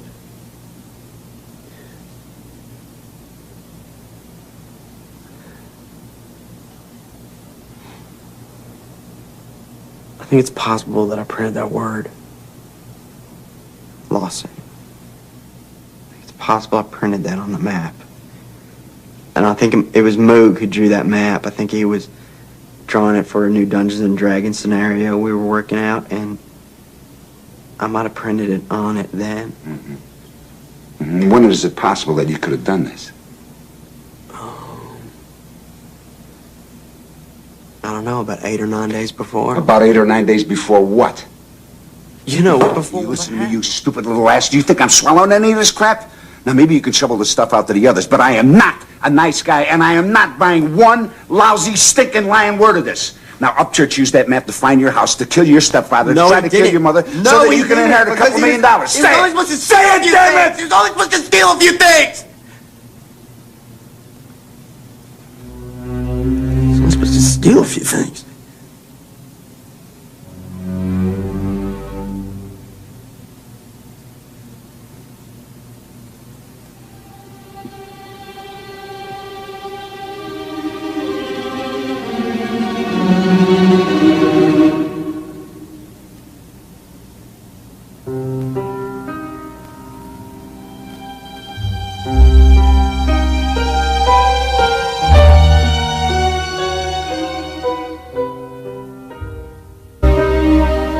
Okay, I did draw the map. You're damn right you drew that map, and you drew it for one reason and one reason only, and it wasn't robbery. It was. You drew that map so your friend Moog could find your house and murder your parents. No, he said he'd just go into the house and steal a bunch of stuff that we could take to a pawn shop, but all the stuff worth stealing was downstairs. He was never supposed to go upstairs to hurt anybody. You understand there's a major difference from any story you've ever told before, huh? We just wanted money so we could do more drugs and keep playing the game. The game? The game? Dungeons and Dragons? Well, let me tell you something, my friend. This is not a game, damn it. This is real life. This is no stinking game. Do you get it? Okay, Do you get it? yeah, I did it. I planned it. Is that what you want to hear? Yes. Now you've heard it. Now you've heard it.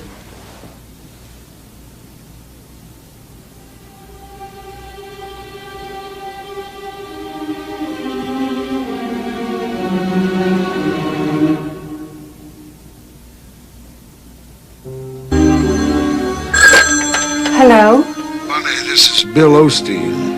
I'm sorry to have to tell you this, but Chris won't be coming home tonight. Why not? We had a very rough session here today. Some questions were put to him, and by the end of the meeting, he was very upset. Well, what questions? I'm sorry I can't go into that now. But I wouldn't have been comfortable sending him home in the shape he was in. So I sent him to the psychiatric hospital at Chapel Hill. Psychiatric hospital? I'll make arrangements for you to see him tomorrow. Believe me, he'll be in good hands. Well, I don't understand this. He seemed perfectly all right this morning. Can't you tell me exactly? Sorry, I can't. I'll call you tomorrow. I'm not suggesting we drop Chris Pritchard as a client. I am, however, grappling with the case, this case, which could blow up in our face at any given moment in 100 different ways. And hell, Bill, we don't even know what the prosecution's going to drag into court. If we walk away and things did completely blow up, I'd be wondering the rest of my life if staying in would have made a difference. I feel I owe Bonnie. I understand that, I truly do. But I also know one thing is for certain. We cannot let Chris Pritchard take the witness stand for two reasons. One, Mitchell Norton will shred him up on the stand. Two? Well, two is that he's a liar. And if he lies on the stand, that's perjury. As far as testifying is concerned, Chris is not the problem. Bonnie's the problem. Bonnie? She's a material witness to the attack. She'll have to testify. What's she going to say when she finds out that Chris planned the murder? How's she going to defend him in court then? You think Bonnie will lie under oath? No, not the Bonnie we know. Not even to save her son. She knows the truth, she'll tell it. Well, then what's the answer? I don't know. We got to put things on hold until we find an answer. What do you mean, not tell her? I detest withholding information, but we just can't tell her.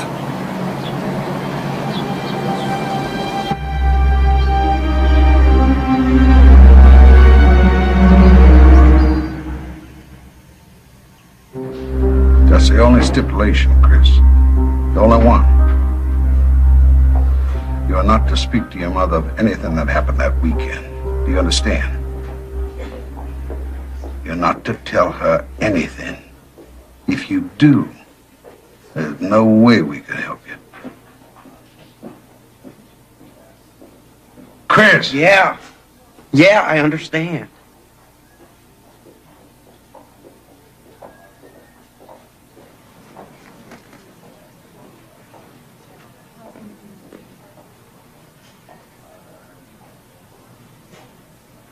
Well, I have to tell you something that's extremely important. And I want to be sure you understand how vital it is to Chris before you talk to him. That's why I'm here. Well, what is it? I simply can't go into that. But it is imperative that under no circumstances should you ask Chris any question about anything that happened the weekend of the murder. You can talk about anything else, but not about Lee's murder. Oh, Mr. Osteen. I mean, the last thing in the world I want to do is put on more pressure from Chris by asking a lot of questions, but I just don't understand why... I'm sorry. I can only tell you this. The reasons are crucial to his defense. Crucial.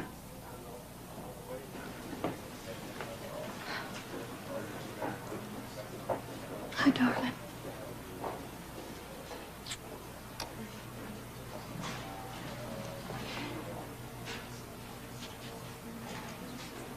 Oh, boy, I'm so sorry you've had this setback. Your granddaddy and your grandma sitting there, love. Oh, Angela got her tire fixed. Yeah, she finally got her fixed. She hopes you're better soon. They won't tell me how long you're going to stay here. I guess. What, honey? I guess I don't know. Is there anything I can do for you? Well, I'm here, Chris. You know I'm always going to be here for you. Listen, this is going to soon be over. You know you're going to look back and you're going to wonder how we got through it, but we will. I know that. We will. Honey, are you cold?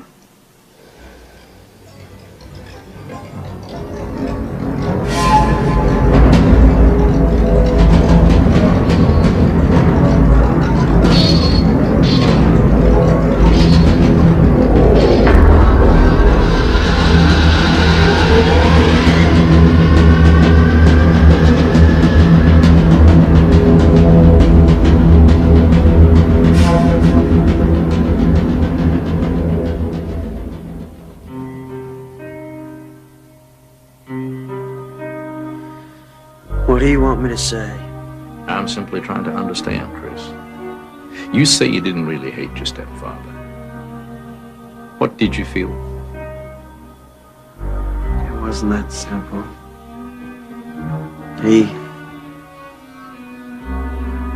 To hell with it. I don't want to talk about it. If you keep it inside you, it's not going to help anyone. Nothing's going to help. You said it wasn't a matter of hatred. What was it? It doesn't matter. It doesn't matter anymore. I'm a screw-up. I've been a screw-up all my life. I killed him. I killed him. And I tried to kill her. I've had several sessions now with the boy, and I'm convinced that until he sits down with his mother and tells her the truth, painful as it is, he might take his own life. When he finally told you the truth, he broke through an enormous barrier. And right now he's perched on a suicidal cliff, and he can't start backing away from it until he makes a full confession to his mother.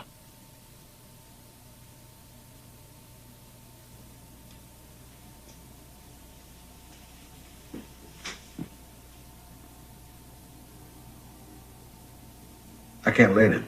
What?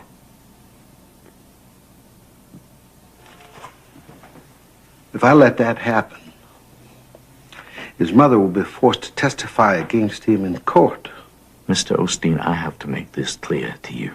From a psychiatric standpoint, we might be talking about a matter of life and death. This may sound melodramatic, but from a legal standpoint, I know damn well we're talking about a matter of life and death. That's why I can't let it happen. Doctor, might I remind you that I retained you as his psychiatrist. Now, no matter what your personal feelings might be, you do not have the freedom to say or do anything that is contrary to my instructions. Very well. But I go on record right now as giving you all my professional opinion. The boy is a time bomb waiting to go off.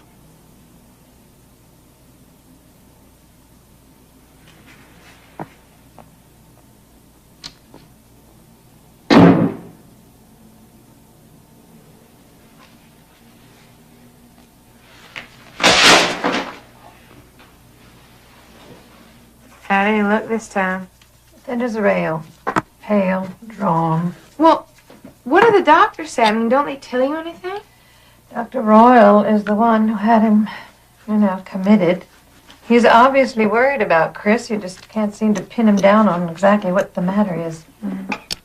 Well, it takes time. I guess he's only been there a week. Well, I've seen him 3 times and he never gets any better. At least not as far as I can see. Psychiatrists.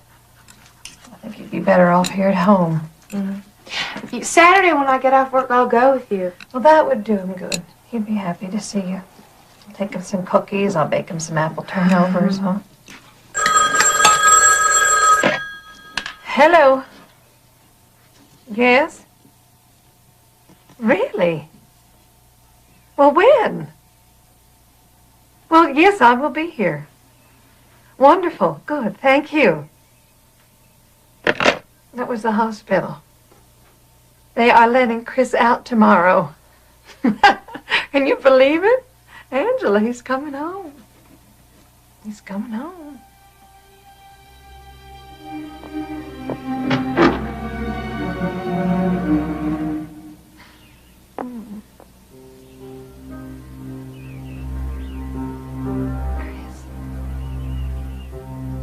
What the hell did you let him out of here for? I assure you I am not on the staff of the hospital, and no one consulted me about having Chris released. You don't think he should have been released? Hospital officials have the authority to do anything they wish. In their opinion, after 8 days on the medication, they felt he could be sent home. Now, I disagree. I don't run the hospital. Can't you find another place to keep him, to send him? Mr. Osteen, don't you see you're only avoiding the underlying problem? What the boy needs right now, more than any psychiatric facility, is to tell his mother the truth. And the sooner the better. Now, you've got to find a way, or I'll do it myself. Because until he can tell her, he's not only a danger to himself, but to her as well.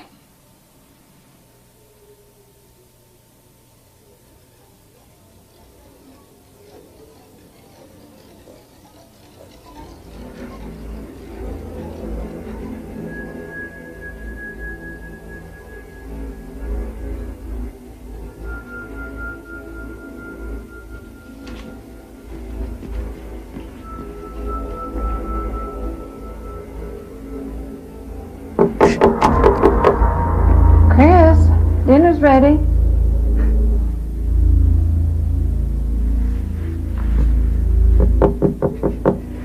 Chris? You all right?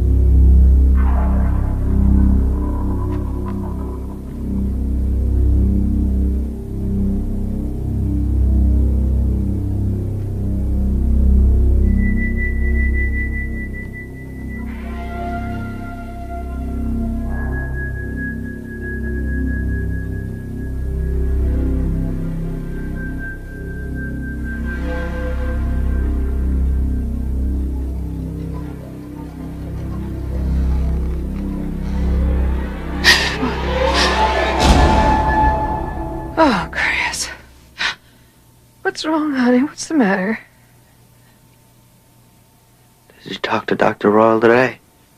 What?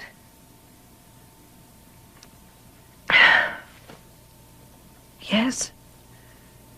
Mm-hmm. What did he say? Well, he said that you've been going through a very difficult time. And I said, well, it's been a difficult time for all of us, of course.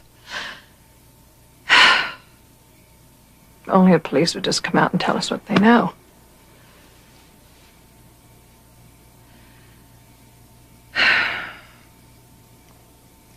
The truth will come out, honey. I know it will.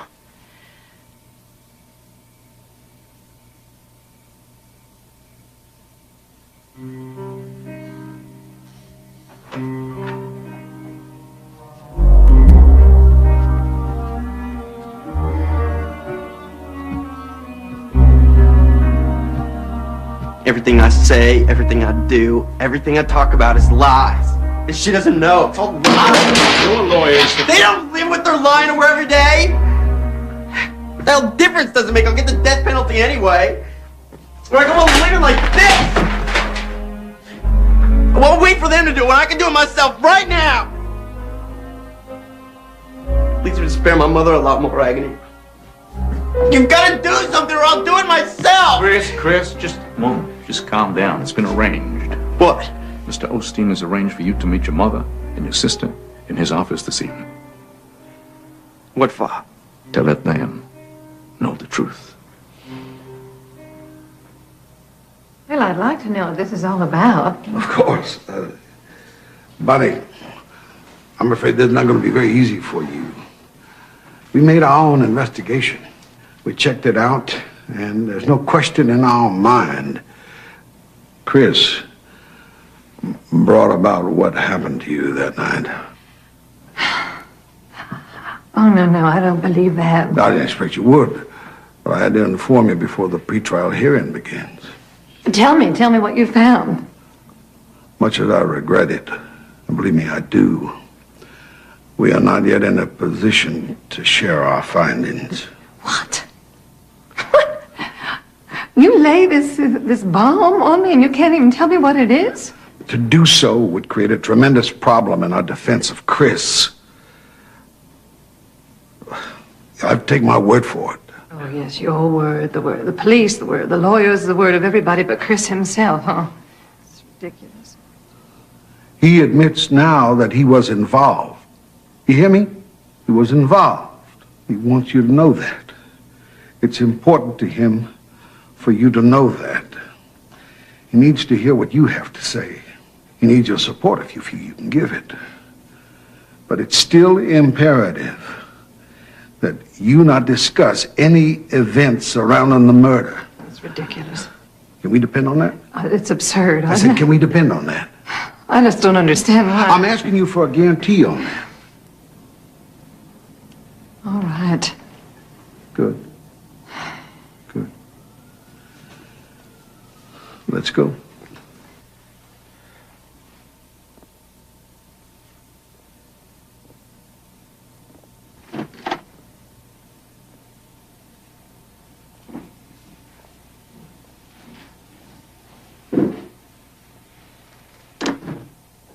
I'm sorry, Mom.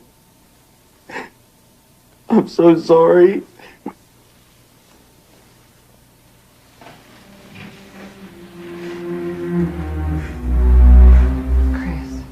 Chris, I don't know what you told them or what they have told you.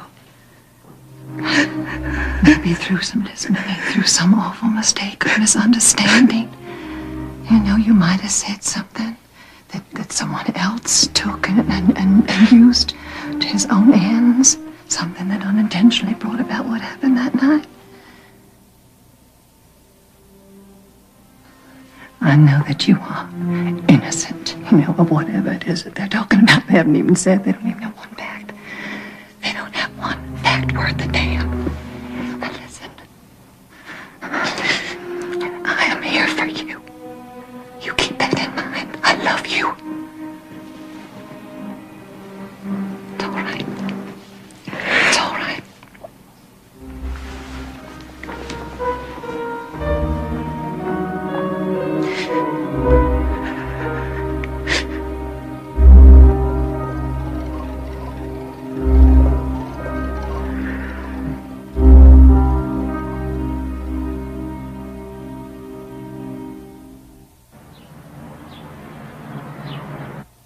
The state will prove when we come to trial that it was Christopher Pritchard who planned the attack upon his stepfather and his own mother.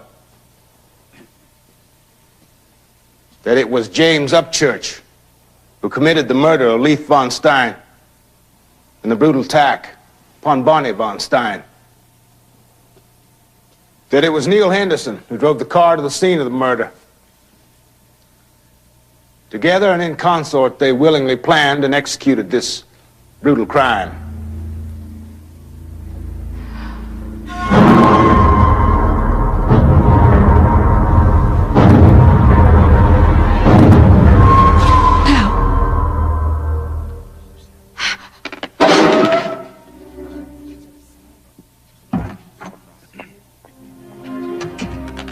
The state will bring irrevocable proof of this when we come to trial.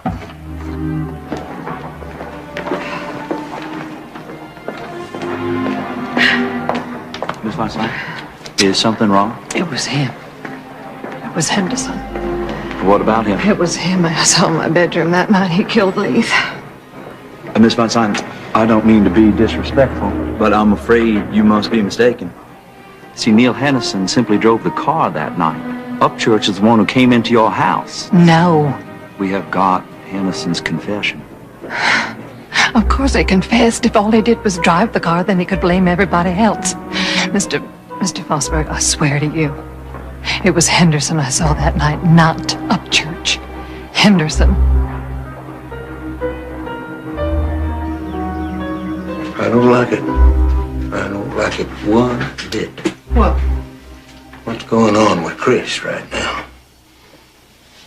Why would they arrest him unless they had some kind of evidence? And why would they set his bail so high unless they thought he had a whole lot to do with it? I know. I know, and it scares the dickens out of me. I'm afraid. I'm afraid our Bonnie is just closing her eyes to all this. George, if we don't want to believe any of this, how must it be for her? Did you get a good look at Chris this morning? That boy is about to crack. Chris is not in his room. I guess he's outside.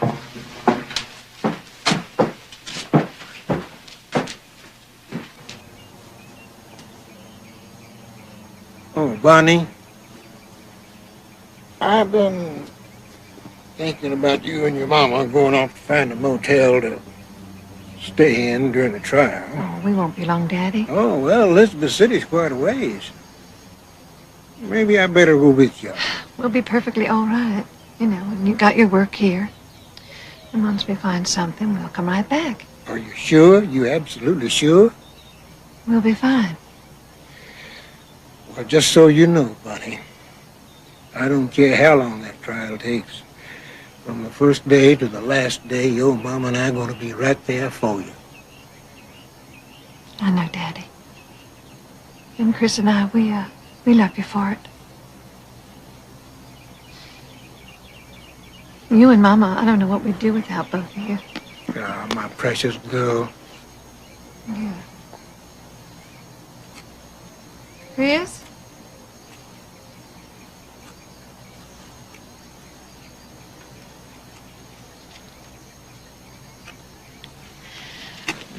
Hey, they're almost ready for us. Okay. Oh, honey, don't let it get you down. Come on now. Don't let it get you down. Well, they're just about ready. Come on. We've got to get in there before your granddaddy eats up all the pies. There won't be anything left for us, huh?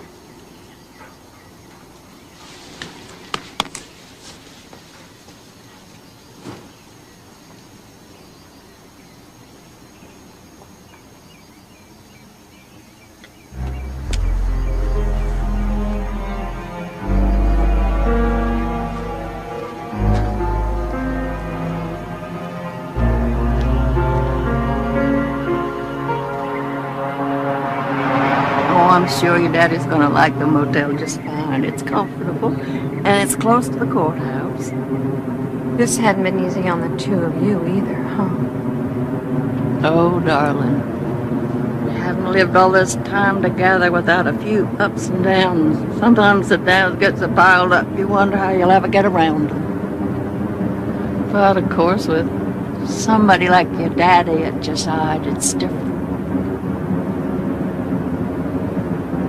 Oh, darling, you'll get around this. You've got us, and you'll get around it.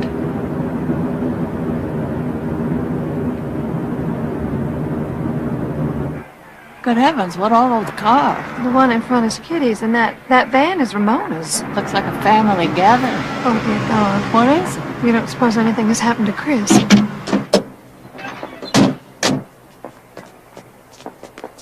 What's going on?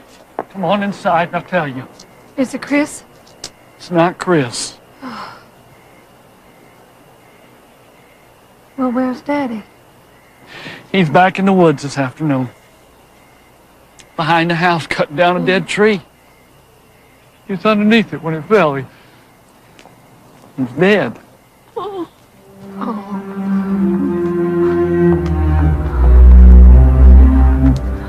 I'm so sorry.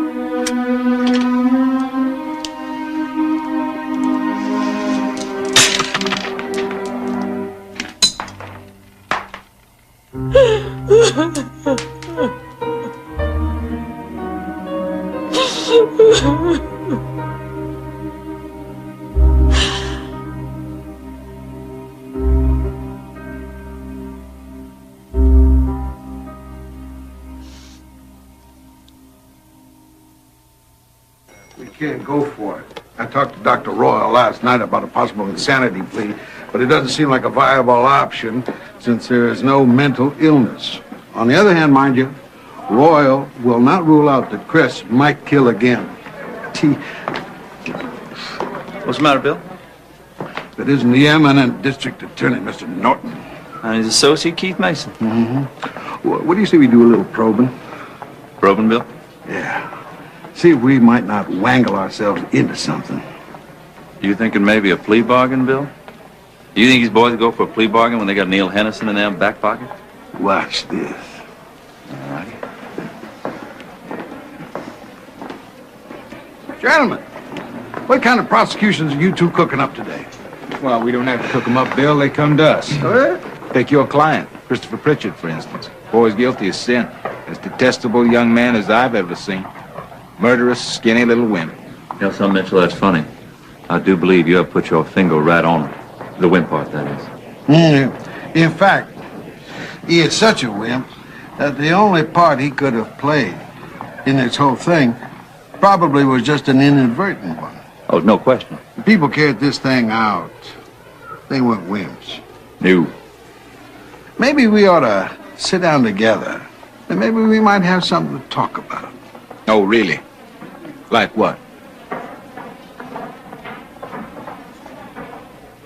According to the Code of Ethics, gentlemen, I am required to explore any possibility of a settlement.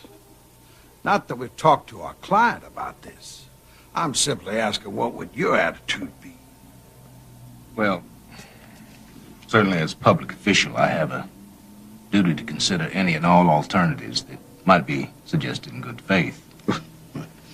Well, let us say, just theoretically then, what would be your position in regard to sentencing? I haven't really thought about it. May I offer you my position? I would want you to agree not to argue for any particular sentence, to let me argue for as light a sentence as possible, but to leave it strictly in the hands of the trial judge. In return for what? I mean, a lot of what we might agree to here depends on what Chris Pritchard is willing to admit. He will testify that the plan was pretty much what Neil Henderson has said it was. That I promise you.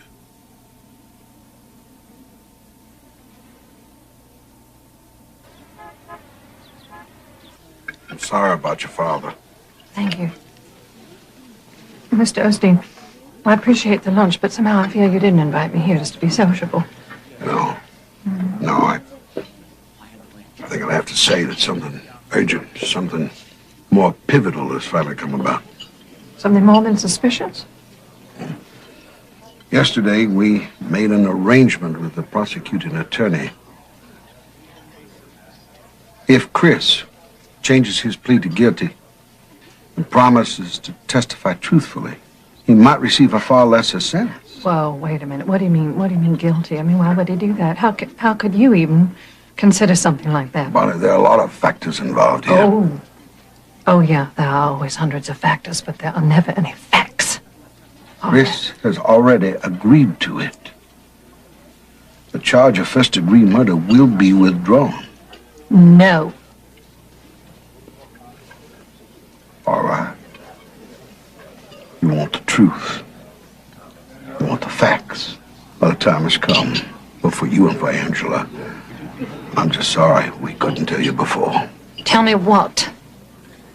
No. This is something that Chris will have to do himself.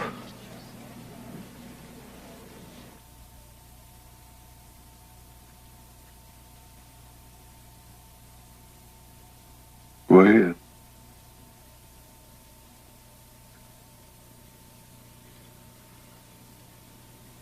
I can't.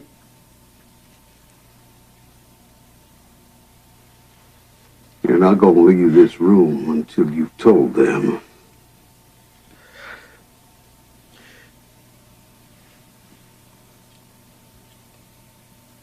Tell them. Tell them! The truth.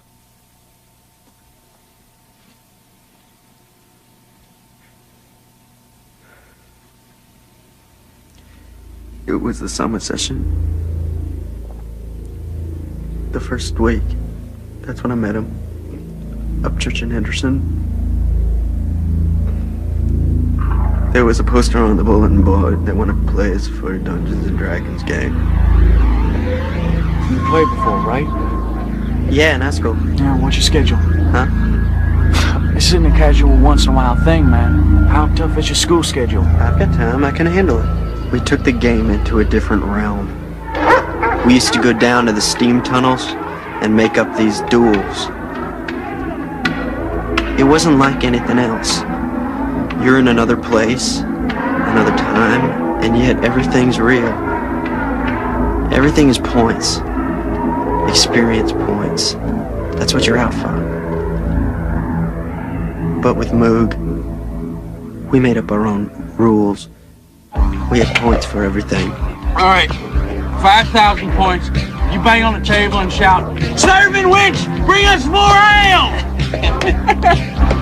Serving Winch, bring us more ale! I'm buying. All right, tell them, Chris. Tell them how much your parents got. How many houses they got? 3. How many cars? 7. And how much in the bank? 2. 4, about 6 million. What difference does it make? When they die, I'm in for a hell of a lot of money. Buy a big house in the woods, and you guys can live there with me. We'll all have Ferraris and expensive stereos. Computers? Right. We're gonna have the most advanced Dungeons and Dragons games they make. Yeah. I mean, when they die.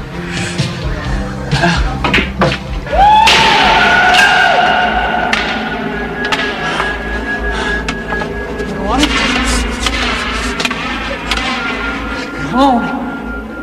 Hey, Chris. That true about your parents having all that money? Maybe not all the cars and houses, but my stepfather does have over 2 million. Oh, yeah?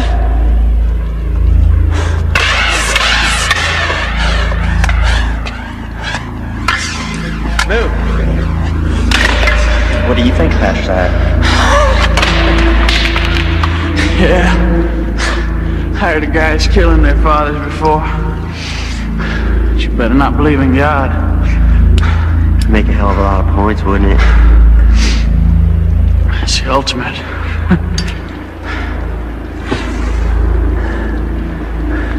So, what if my parents were dead? Real soon? What if I had somebody go kill them? How? I don't know.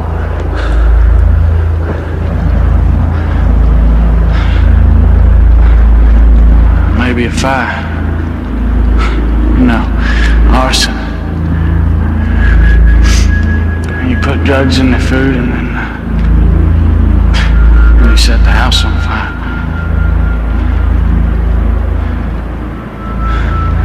How about this weekend?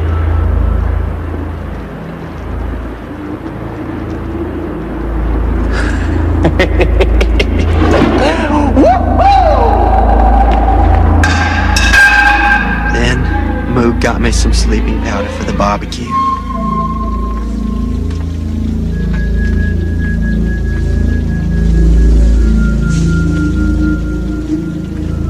How many, Lee? 2 for you?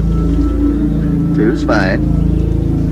You keep that up, you can make our breakfast in the morning. I won't be here. I've got a term paper due. It's very important.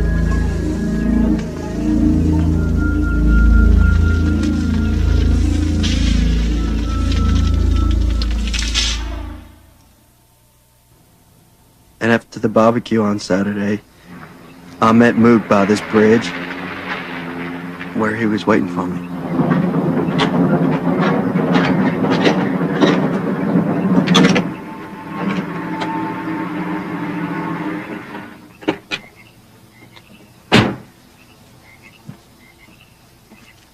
It's no good. This stuff didn't work. What the hell did you give me anyway? I don't know. Some guy gave it to me. He said it'd put you to sleep for hours. Nothing. Look, man. Maybe this fire thing's too complicated anyway, you know? I mean, I mean, too many things could go wrong. Driving over here, I got to thinking, what if there's a break-in? Break-in? You know, make it look like a robbery that got out of hand. Then you go upstairs and then you do it there. Yeah, that's good. And Mook said, you know, I was thinking, what if I used a machete? One good hit's all it would take. And I said, yeah? Yeah, that's good.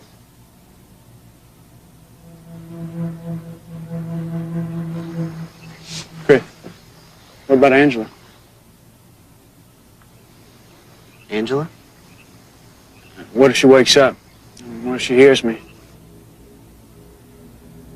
And I said,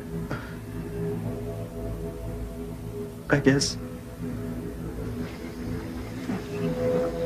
Well, I guess you kill her too.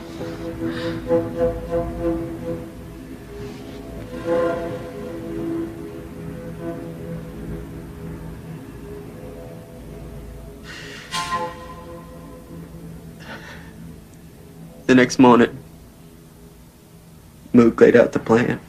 Here's the deal. Chris stays on campus. Stays up late so people know he's here.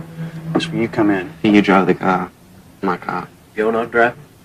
No license. Suspended. If Mook gets stopped for any reason, the whole thing's off. I'm giving Mook a key to the back porch, but he'll make it look like a break-in on his way out. There's a map Chris drew. It's got the house and the streets. It's even got the dogs to avoid near the house. That night, I'll meet them in the parking lot. Keys. Chris, come here. You got to stay up till 3 or 4. You know, be safe. You play some cards and don't get any more stoned than you are now, okay? Which side of the bed does the old man sleep on? Right. All right. Let's go.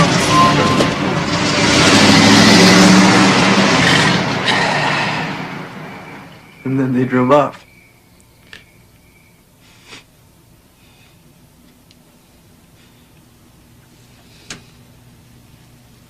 Bonnie, do you have any questions?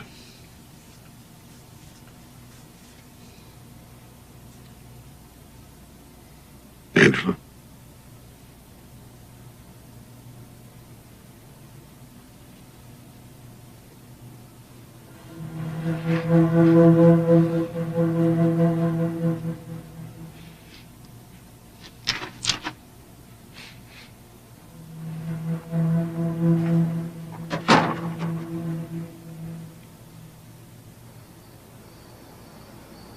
He was out of his mind. That was not Chris.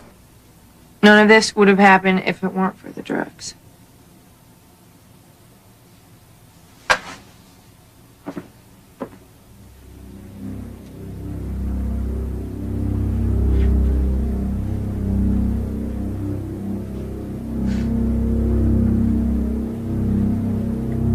Machete.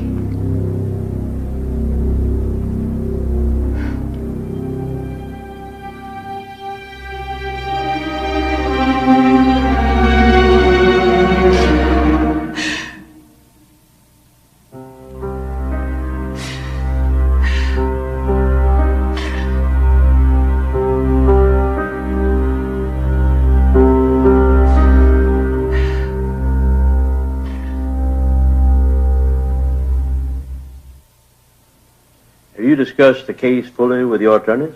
Yes, sir. And are you all satisfied with their services? Yes, sir. You understand that by pleading guilty to 2 felony charges, aiding and abetting murder in the 2nd degree, you could be imprisoned for a possible sentence of life or 50 years? Yes, sir. Do you now personally plead guilty to the charge of aiding and abetting the murder of Leith von Stein? Yes, sir. Are you in fact guilty of that charge? Yes, sir. The court will accept a change of plea and permit the defendant to remain free until he is sentenced.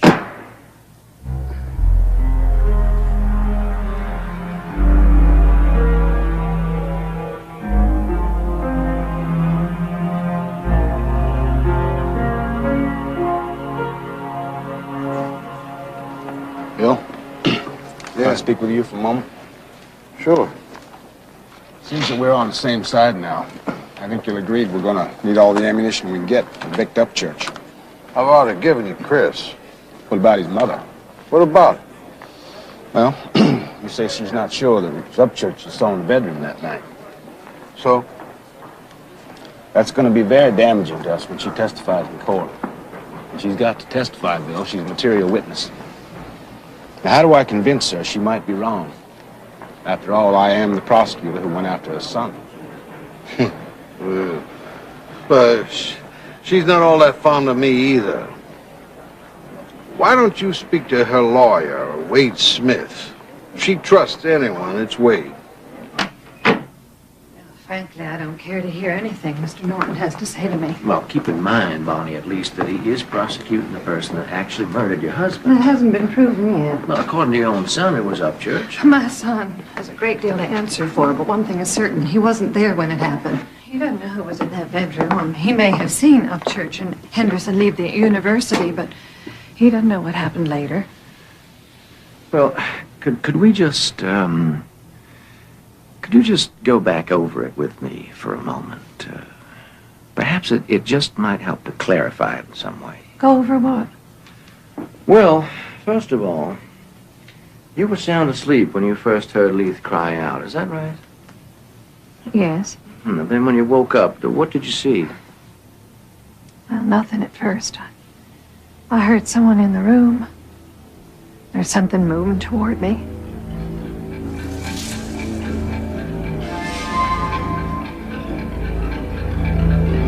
Something came crashing against my head.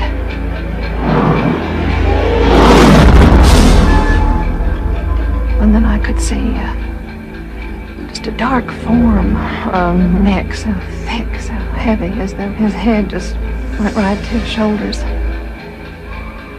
And then a whirring sound.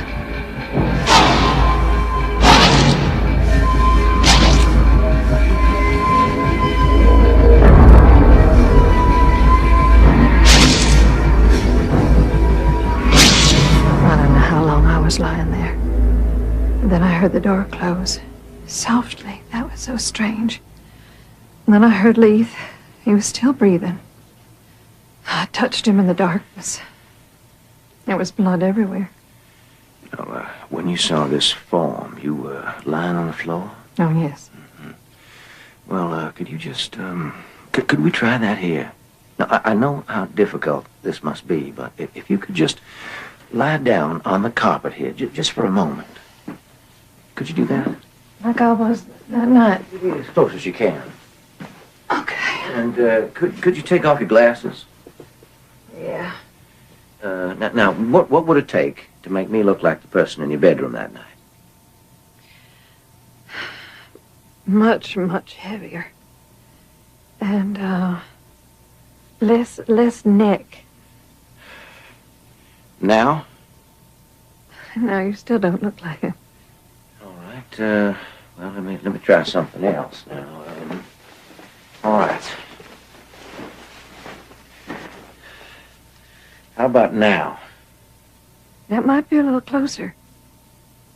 Then, under certain conditions, even I might wind up looking like the person who attacked you. I'm just not sure. It was so dark. Yes? Well, I suppose under these circumstances you bear some resemblance to the man. All right, Bonnie. All right. Just the possibility that you're not certain. Just that.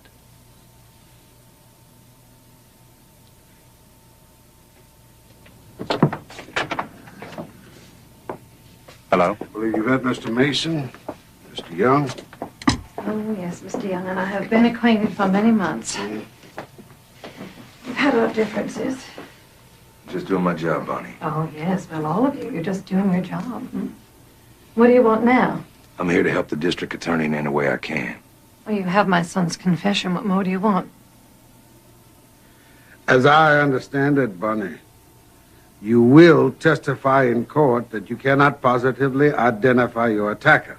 And I cannot be absolutely certain.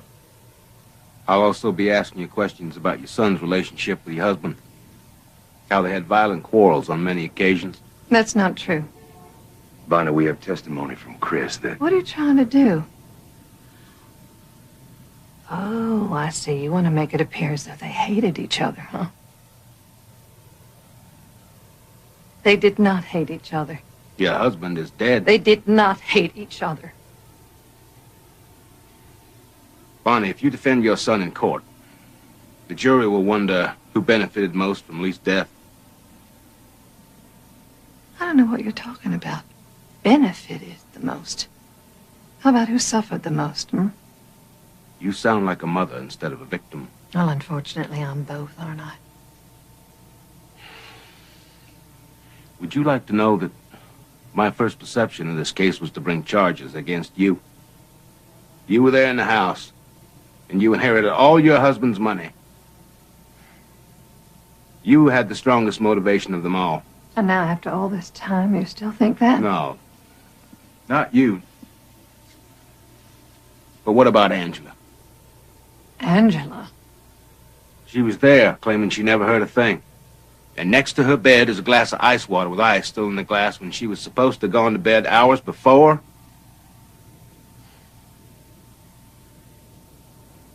Let me share with you some information Henderson told the police. Angela and Upchurch knew each other. In fact, Upchurch wanted to marry Angela.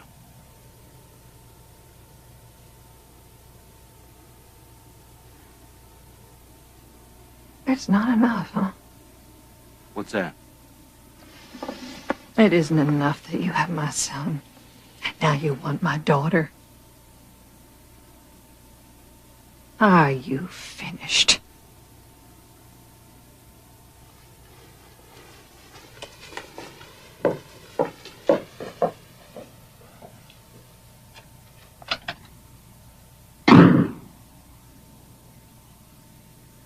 Mama? Okay, I'm gonna work the 4 o'clock shift so you don't have to hold dinner for me, okay?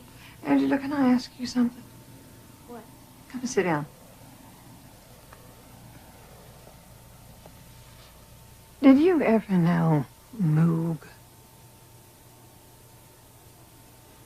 Yeah, I met him once at the university when I went to visit Chris.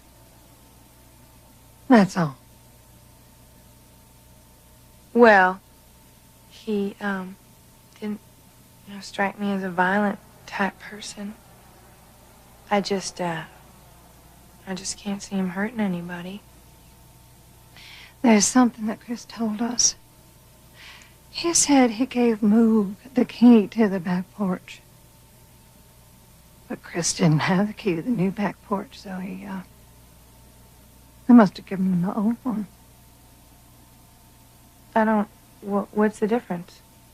Well, if it was a staged break-in, like the police say, break-in on his way out, and Moog had the wrong key, how'd he get in?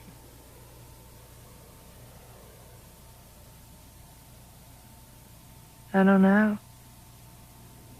I was asleep like you were. I have no idea.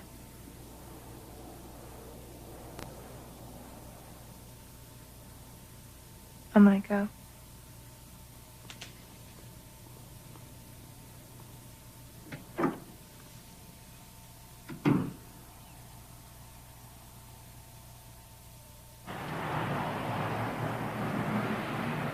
Court is in session. The state of North Carolina versus James Bartlett Upchurch III and the murder of Leith Von Stein. The Honorable Thomas S. Watts presiding. Now then, Mrs. Von Stein, did your husband and your son get along? As well as any loving father and son can get along. Did they have occasion to quarrel about your son's grades at school? Oh, on occasion. We then decided that I would render the discipline from then on instead of Leith. Who is this individual? It was my husband. And your injuries, Mrs. Von Stein, were of such a nature that you were hospitalized? Yes. Now, you've stated that you went to bed shortly before midnight. Yes. Awakened by your husband. I heard him screaming. There was a lot of confusion. There was someone standing at the foot of the bed. Someone? You're nearsighted, Mrs. Von Stein. You wear glasses. Yes. Would you remove them, please? You recognize me? I can see your mouth and your eyes, but I can't tell you just what they look like. Can you see my mustache? Not well. All right, you can put your glasses back on now. This person who attacked you, could you describe the type of clothing he was wearing? It was too dark. He had his hand raised, and he had something in his hand. He was striking us with it. He was bulky. He was big through here. It looked like he had no neck. How long were you unconscious? I don't know. At any time during the attack, did you ever see more than one person? No. Can you identify the person?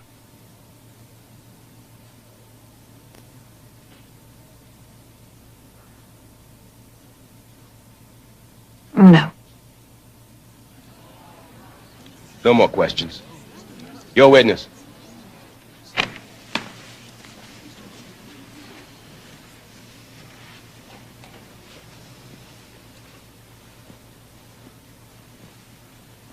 You described the assailant as very broad-shouldered, no neck. Is that correct?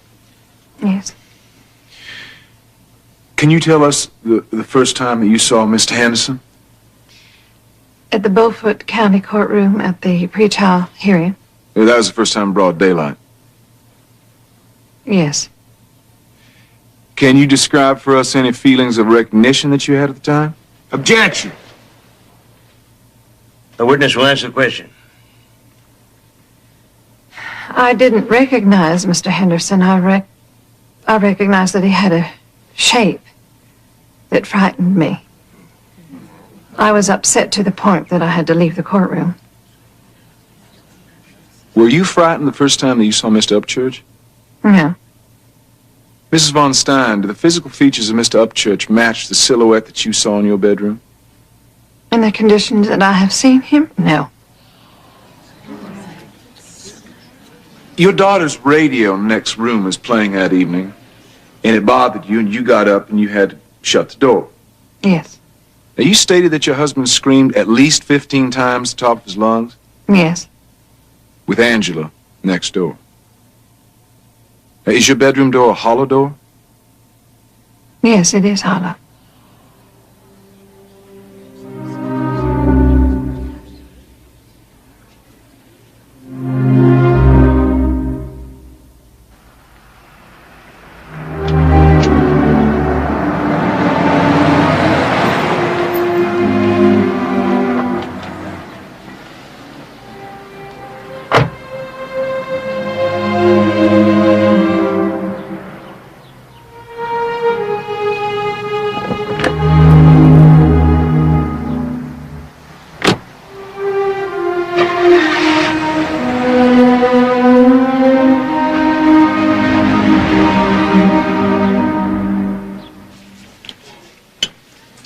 Hey, did you get that message from Mrs. Dugan?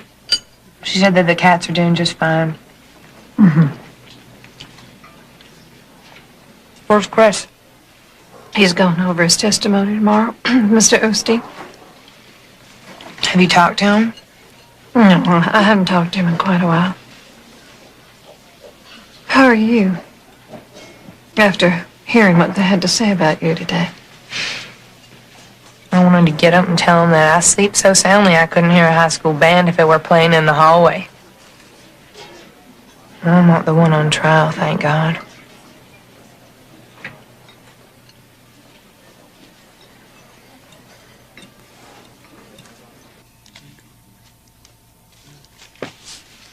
You've been taking large quantities of drugs then. But how many hits of acid in a 30-day period? Maybe 15, 17. 17 hits of acid in 30 days? Yes, sir. When you received the phone call that night from your sister Angela about the attack on your parents, how did you feel? I was in shock. Why? It was something you had planned. Yes, sir, I knew this would happen, but at a deeper level, I didn't believe it. When did that change? When I saw my mother in the hospital.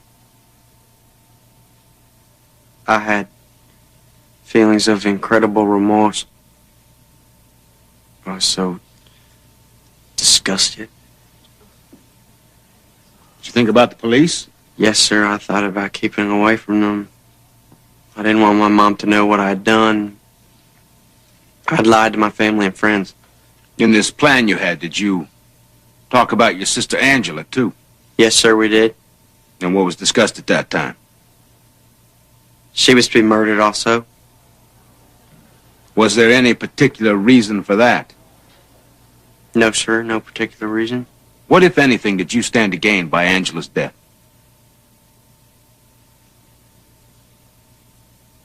The entire insurance.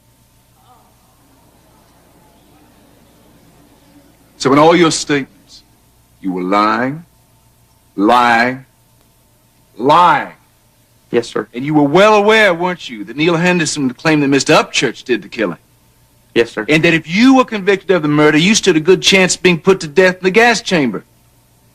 Yes, sir. But with your plea bargain, you no longer face that possibility? Yes, sir. That deal saved your life, did it not? Yes, sir.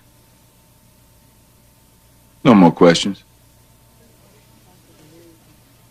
This way, Bonnie. This way. There's a room on the left. Go through that door.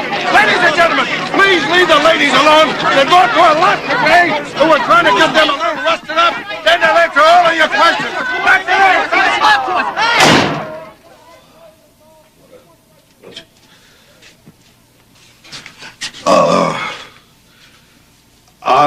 I've decided to have Chris go back to Winston-Salem until he's sentenced.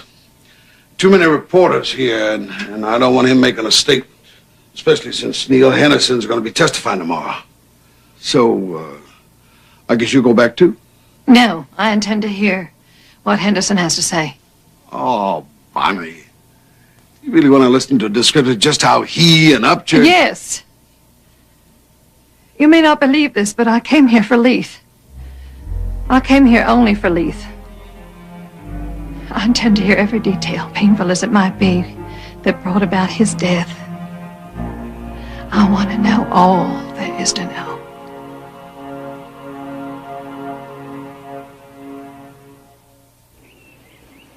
In Elizabeth City, where Mr. Neil Henderson is testifying today as to his participation in the murder. As a government witness, he's expected to accuse his accomplice, James Upchurch, of the heinous crime. If his testimony should be concluded today, the trial is not expected to last another week. All eyes and ears, however, are now focused on Mr. Henderson. What revelations will he bring to this disturbing case? Yes, sir. I first met James Upchurch at Yancey High School. That's where I became obsessed with Dungeons and Dragons. We both went off to the university at Raleigh. I had the highest SAT score in the history of Caswell County, but I flunked out of college. You stayed near the campus, however. Oh, yes, sir, so I could continue playing Dungeons and Dragons. Tell us about the meeting with Chris and Upchurch. Meeting? When the plan was first discussed. Oh, well, James Moog, we like to call him, said that Chris had a plan to come into his inheritance early. So I said, oh, what are you going to do, rob the house? Moog said, no, we're going to kill his parents so that he inherits. And what did you say? My exact words were, isn't that a little extreme? Was this plan carefully thought out? Yes, sir. They started outlining it to me. It lasted about an hour, going over the map in great detail. Speak up loud as you can, Mr. Henderson. It's important all these folks hear what you have to say. They asked me to drive the car. Drive him down, drop him off, pick him up, bring him back. And what did you say? Well, they said they'd give me either $2,000 or $20,000. Moog had it all figured out. Just how he planned to kill him. It's my primary weapon. I need something to knock him out with one good hit. And then, a knife. Wearing these gloves, I'm gonna put some black stuff all over him.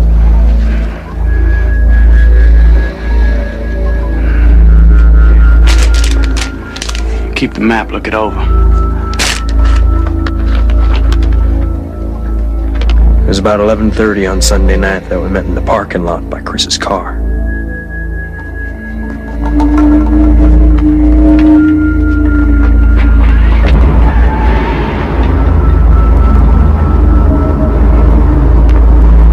off on Lawson Road first.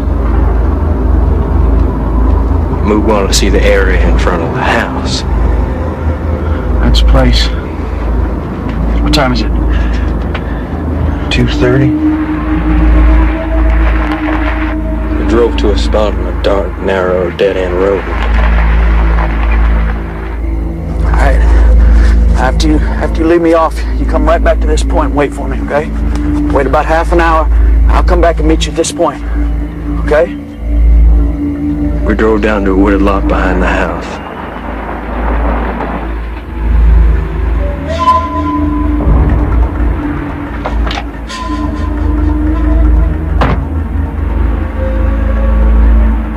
I went back to the spot we picked and waited.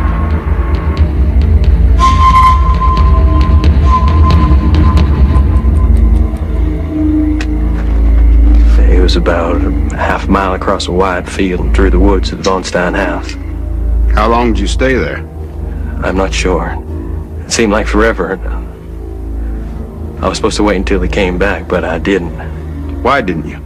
While I was sitting there, I kept thinking that something's gonna go wrong, or something's gonna go right.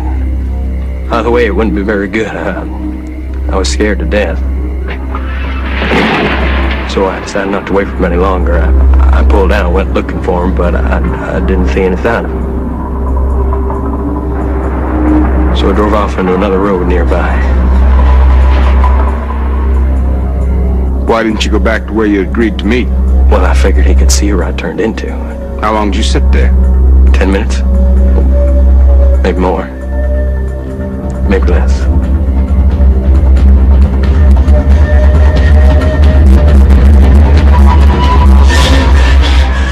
I did it! I did it! Oh, man, I can't believe I did it! Oh, man, I don't want to see that much blood again the rest of my life. Let's get out of here. Let's go. Moog told me to find a place to pull over so he could change his clothes. And Moog told me to find another place. A dark place that didn't have any houses on it.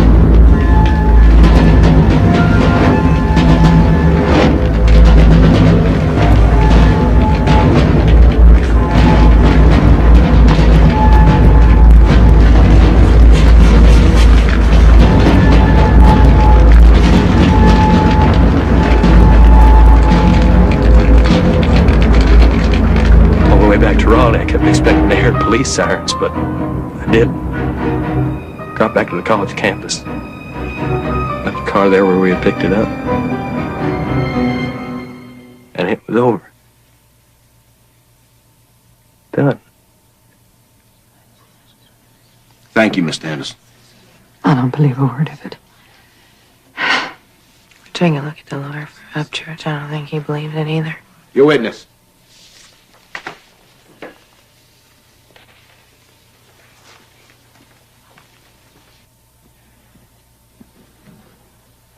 Mr. Henderson, you say you turned onto another road just hoping to see Upchurch, or that he would see you? Yes, sir. I was hoping he'd see me driving back and forth on the highway before I turned off. So you just expected him then to walk on down this highway with all his goodies about a quarter mile back rather than walking through a field that would provide camouflage for him to meet you where you agreed to meet? I had expected to park the car where I was told. But you did not? No, sir. I got scared and I left. Isn't it true the state has reduced charges against you and has agreed not to prosecute other charges? That was the plea bargain, yes, sir. And isn't it true that by your plea, you no longer face the death penalty? I give you a photo of Mr. Leith Von Stein. Isn't it true the last time you saw Mr. Von Stein, you saw him in that condition, or you put him in that condition on July 25th, 1988? No, sir. That is not true. I did not do that. I could not do that. Why did you get involved in this? Look, Chris and Upchurch were my friends, you know. There was a time when I needed friends. What they had proposed to me seemed to be nothing more than a big adventure. You know, go out in the middle of the night, come back. I never really fully believed that Moog would do it. But I kept telling myself, yeah, he's just gonna go in there and come back out and say it was all a big joke. We can joke about it for years to come. Well, the Moog didn't come out and say it was a joke. who came out and said that he killed somebody.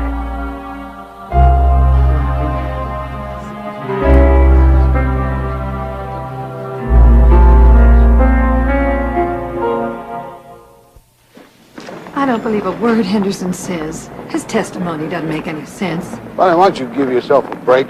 Why don't you just stay away from here until it's absolutely He lies. necessary? There's nothing but lies. Will anybody just tell us the truth? Well, you certainly aren't going to get it from Upchurch, that's for sure. Since his lawyers have refused to let him testify. I'll see you Monday. Bye-bye. Bye-bye. Mama, why don't you go home for the weekend? I'm gonna go to Little Washington to visit Jenny. Maybe I will.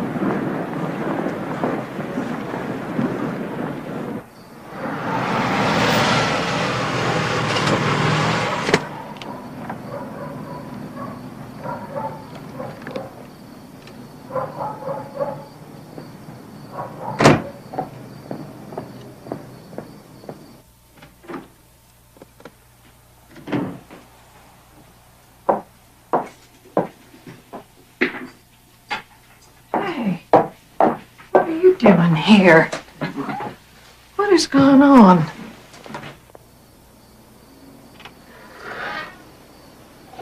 How did you get out here? Oh, for heaven. There are cats everywhere. Why did you leave the door open? Huh? Oh, God. Come here. Sorry. I didn't do it. No, don't you touch Mom. her. You just leave him alone. Let me. I said leave him alone. I'm not gonna kill it. Leave them alone. Damn you. Damn you. You can't even stand Damn and look you. at me, can you? Damn you. Damn you. Just tell me that you hate me. Damn you. Just say that. Just leave him. Damn you. You can't even Damn you. Look Damn at me, you. can you? Damn Can't you. even Damn say it. you. Say that you hate me. Just say it.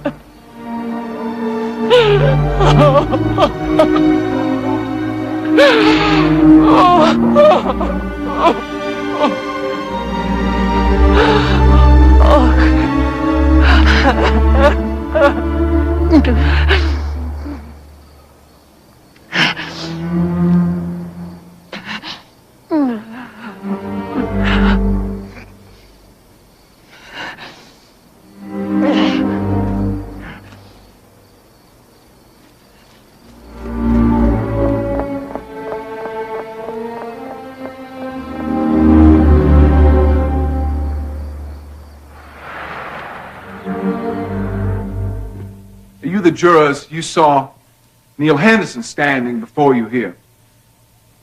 He's bulky, he's broad-shouldered, and no neck. And when Barney Von Stein first saw him in another courtroom, it bothered her so much she got scared she had to leave the room. But the state would have you believe that doesn't make a difference. But there is a marked physical difference in the statures of Neil Henderson and James Upchurch.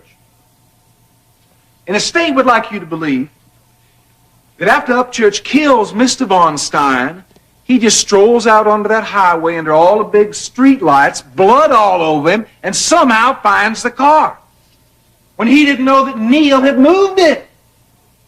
Here's Neil sitting in a different location just hoping Upchurch is going to stumble upon him. Now, do you believe that? It's like a game of Clue. You try to figure out who did something. Where was Angela at the time of the attack? She's safely tucked away in her bed, sleeping through all the screams, all the batterings. Even though her mother had to shut the bedroom door earlier to keep from hearing Angela's radio. And Leith Von Stein screamed 15 times. Piercing screams. The state has not produced one piece of evidence that ties this defendant into being in that house or to being with Neil Henderson or having anything to do with this. There is only the testimony of Chris Pritchard and Neil Henderson. And we ain't getting the truth here. After you sat and listened through all the evidence, you're still not going to know what happened. I don't believe that anybody knows what happened. Well, now somebody knows what happened. but we have not heard it in this courtroom. Ladies and gentlemen, there is a doubt. There is a sane and sensible doubt.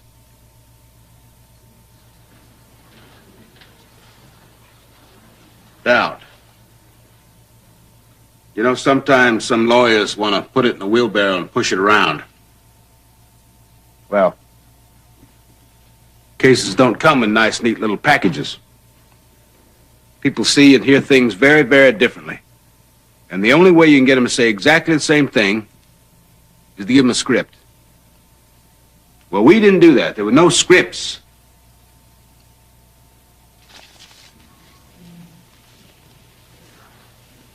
There's not one piece of evidence, not one bit, not one statement anywhere that says it didn't happen exactly like Chris Pritchard and Neil Henderson said it did.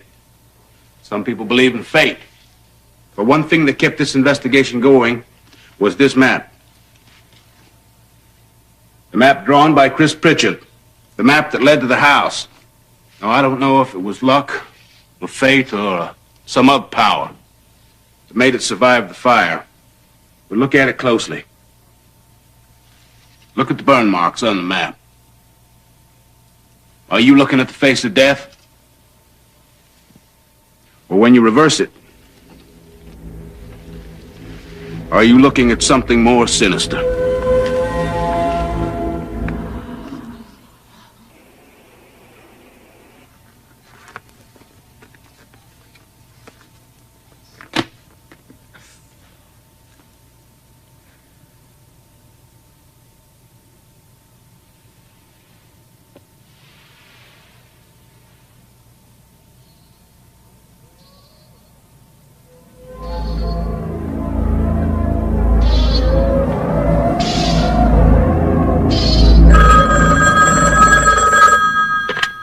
Hello? Chris? Bill Osteen.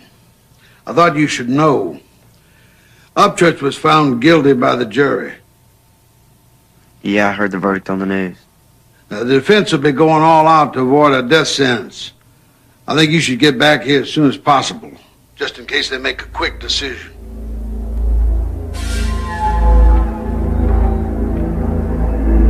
Chris, did you hear me? Yeah, okay.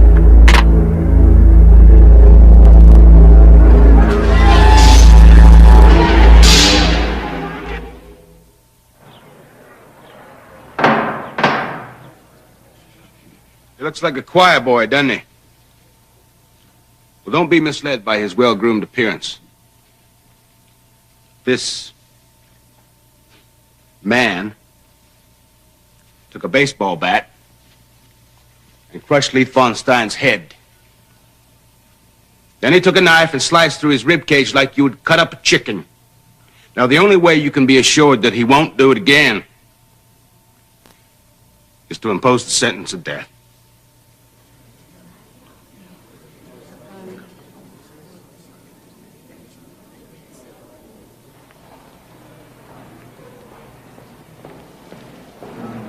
Bonnie, Chris will be back tonight. Yes? After his hearing, I'll take him away immediately. There won't be a chance to talk to him. What is there to say? Mom, come on, the jury's coming in.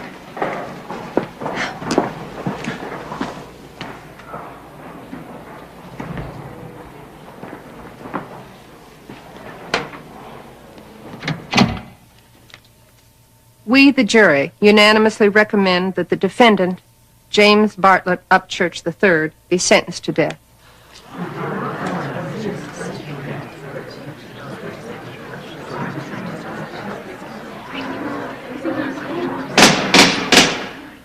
Have anything you wish to say, Mr. Upchurch? First off, I want to thank my attorneys. They've done a remarkable job. It's got my most respect. You, Your Honor, you obviously gone a long way to keep this trial from becoming any more of a circus than it already is. You know, I respect the trouble the jury's gone through to deliver their verdict. I am, however, appalled and shocked. I find it utterly amazing that the testimony of two confessed murderers would be enough to convict anybody to death. I'm forced to believe that I'm merely being convicted on the assumption of guilt by association. I'm an innocent man.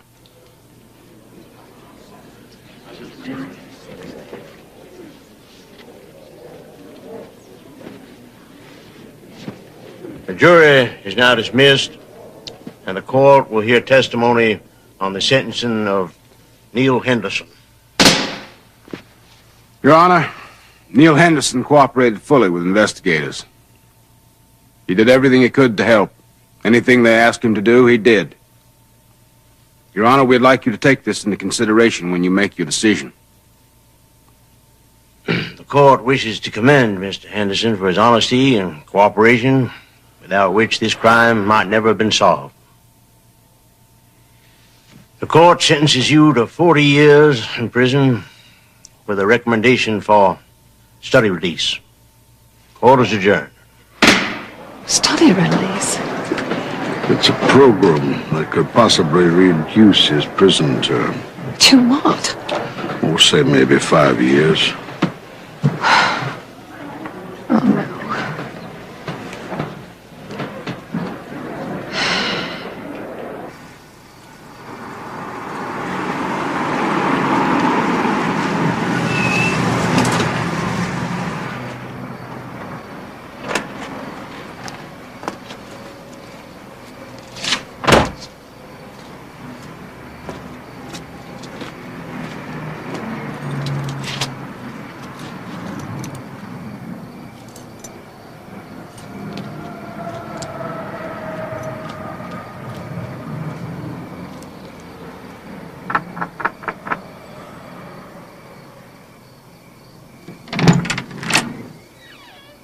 It's me.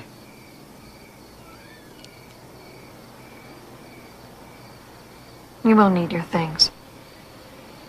Osteen said that you'd be taken into custody as soon as your sentence is handed down. Angela's in the coffee shop if you want to join her. Mom.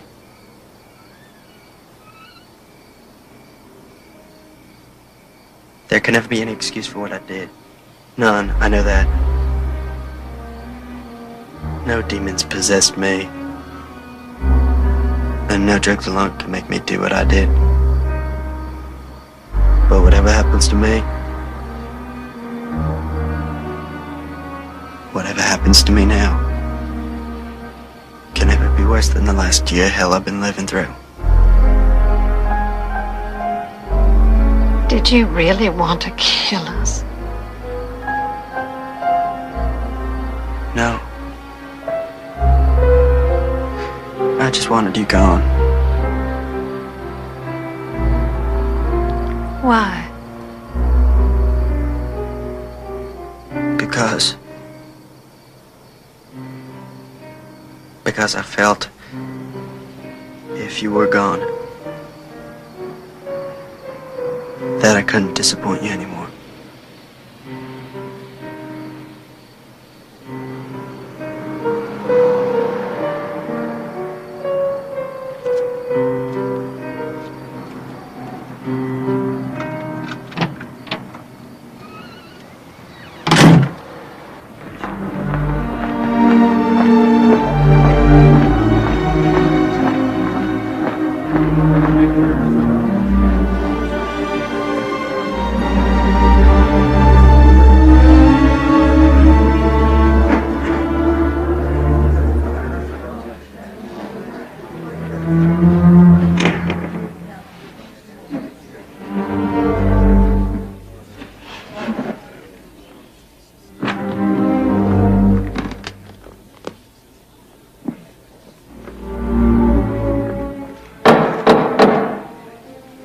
The court will now hear evidence on the sentencing of Christopher Pritchett.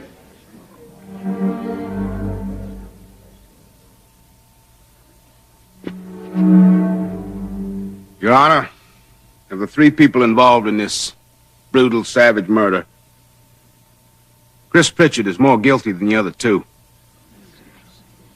I would ask the court to look at the maximum sentence.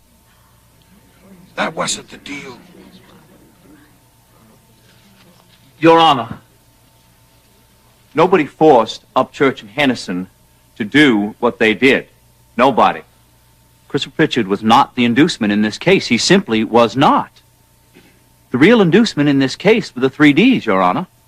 Dungeons and Dragons and drugs. I hope you'll take this into consideration, Your Honor.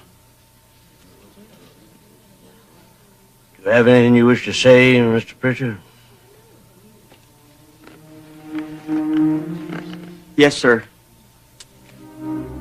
I know that I'm guilty and I deserve to spend time in prison. I can't hold anything against Moog Upchurch or Neil Henderson for what they did. The Lord asked me to forgive them, and I have. Just as He's asked me to forgive myself, which I haven't quite been able to do just yet. But if I could speak to my family,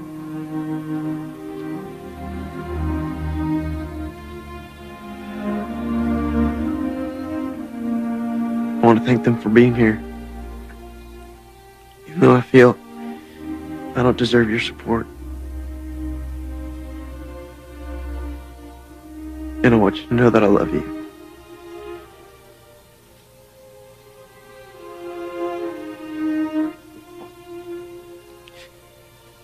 Thank you. That's all I have to say. Please rise for pronouncement of sentence.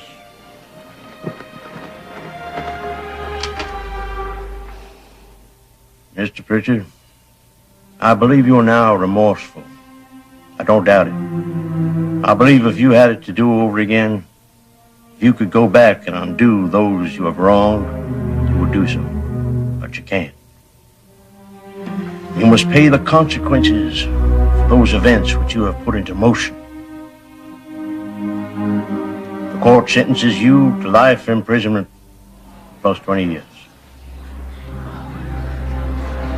You may step to the spectator area if you wish, Mr. Pritchard. Say goodbye to your family. Order's adjourned.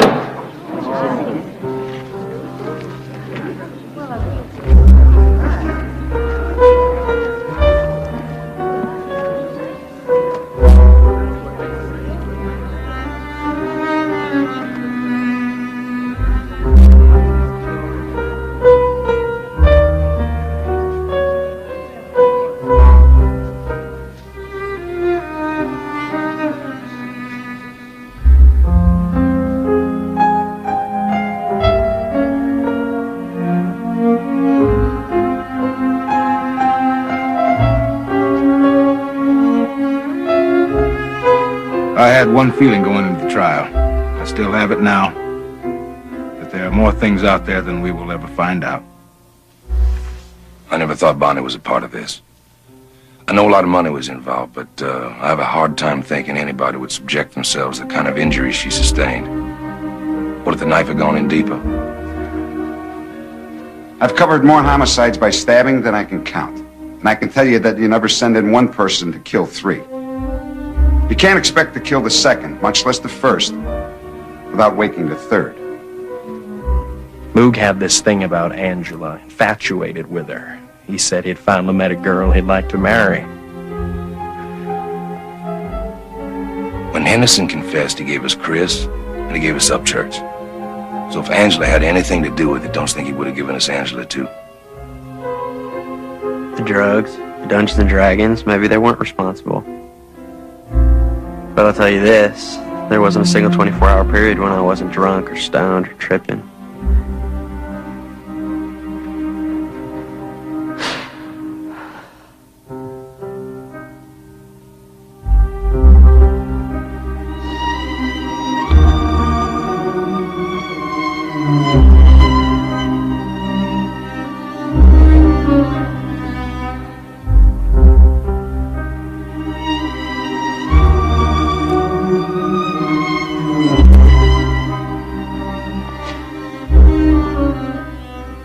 James Upchurch remains on death row at Raleigh Central Prison, awaiting an appeal and still maintaining his innocence of any involvement in the crime.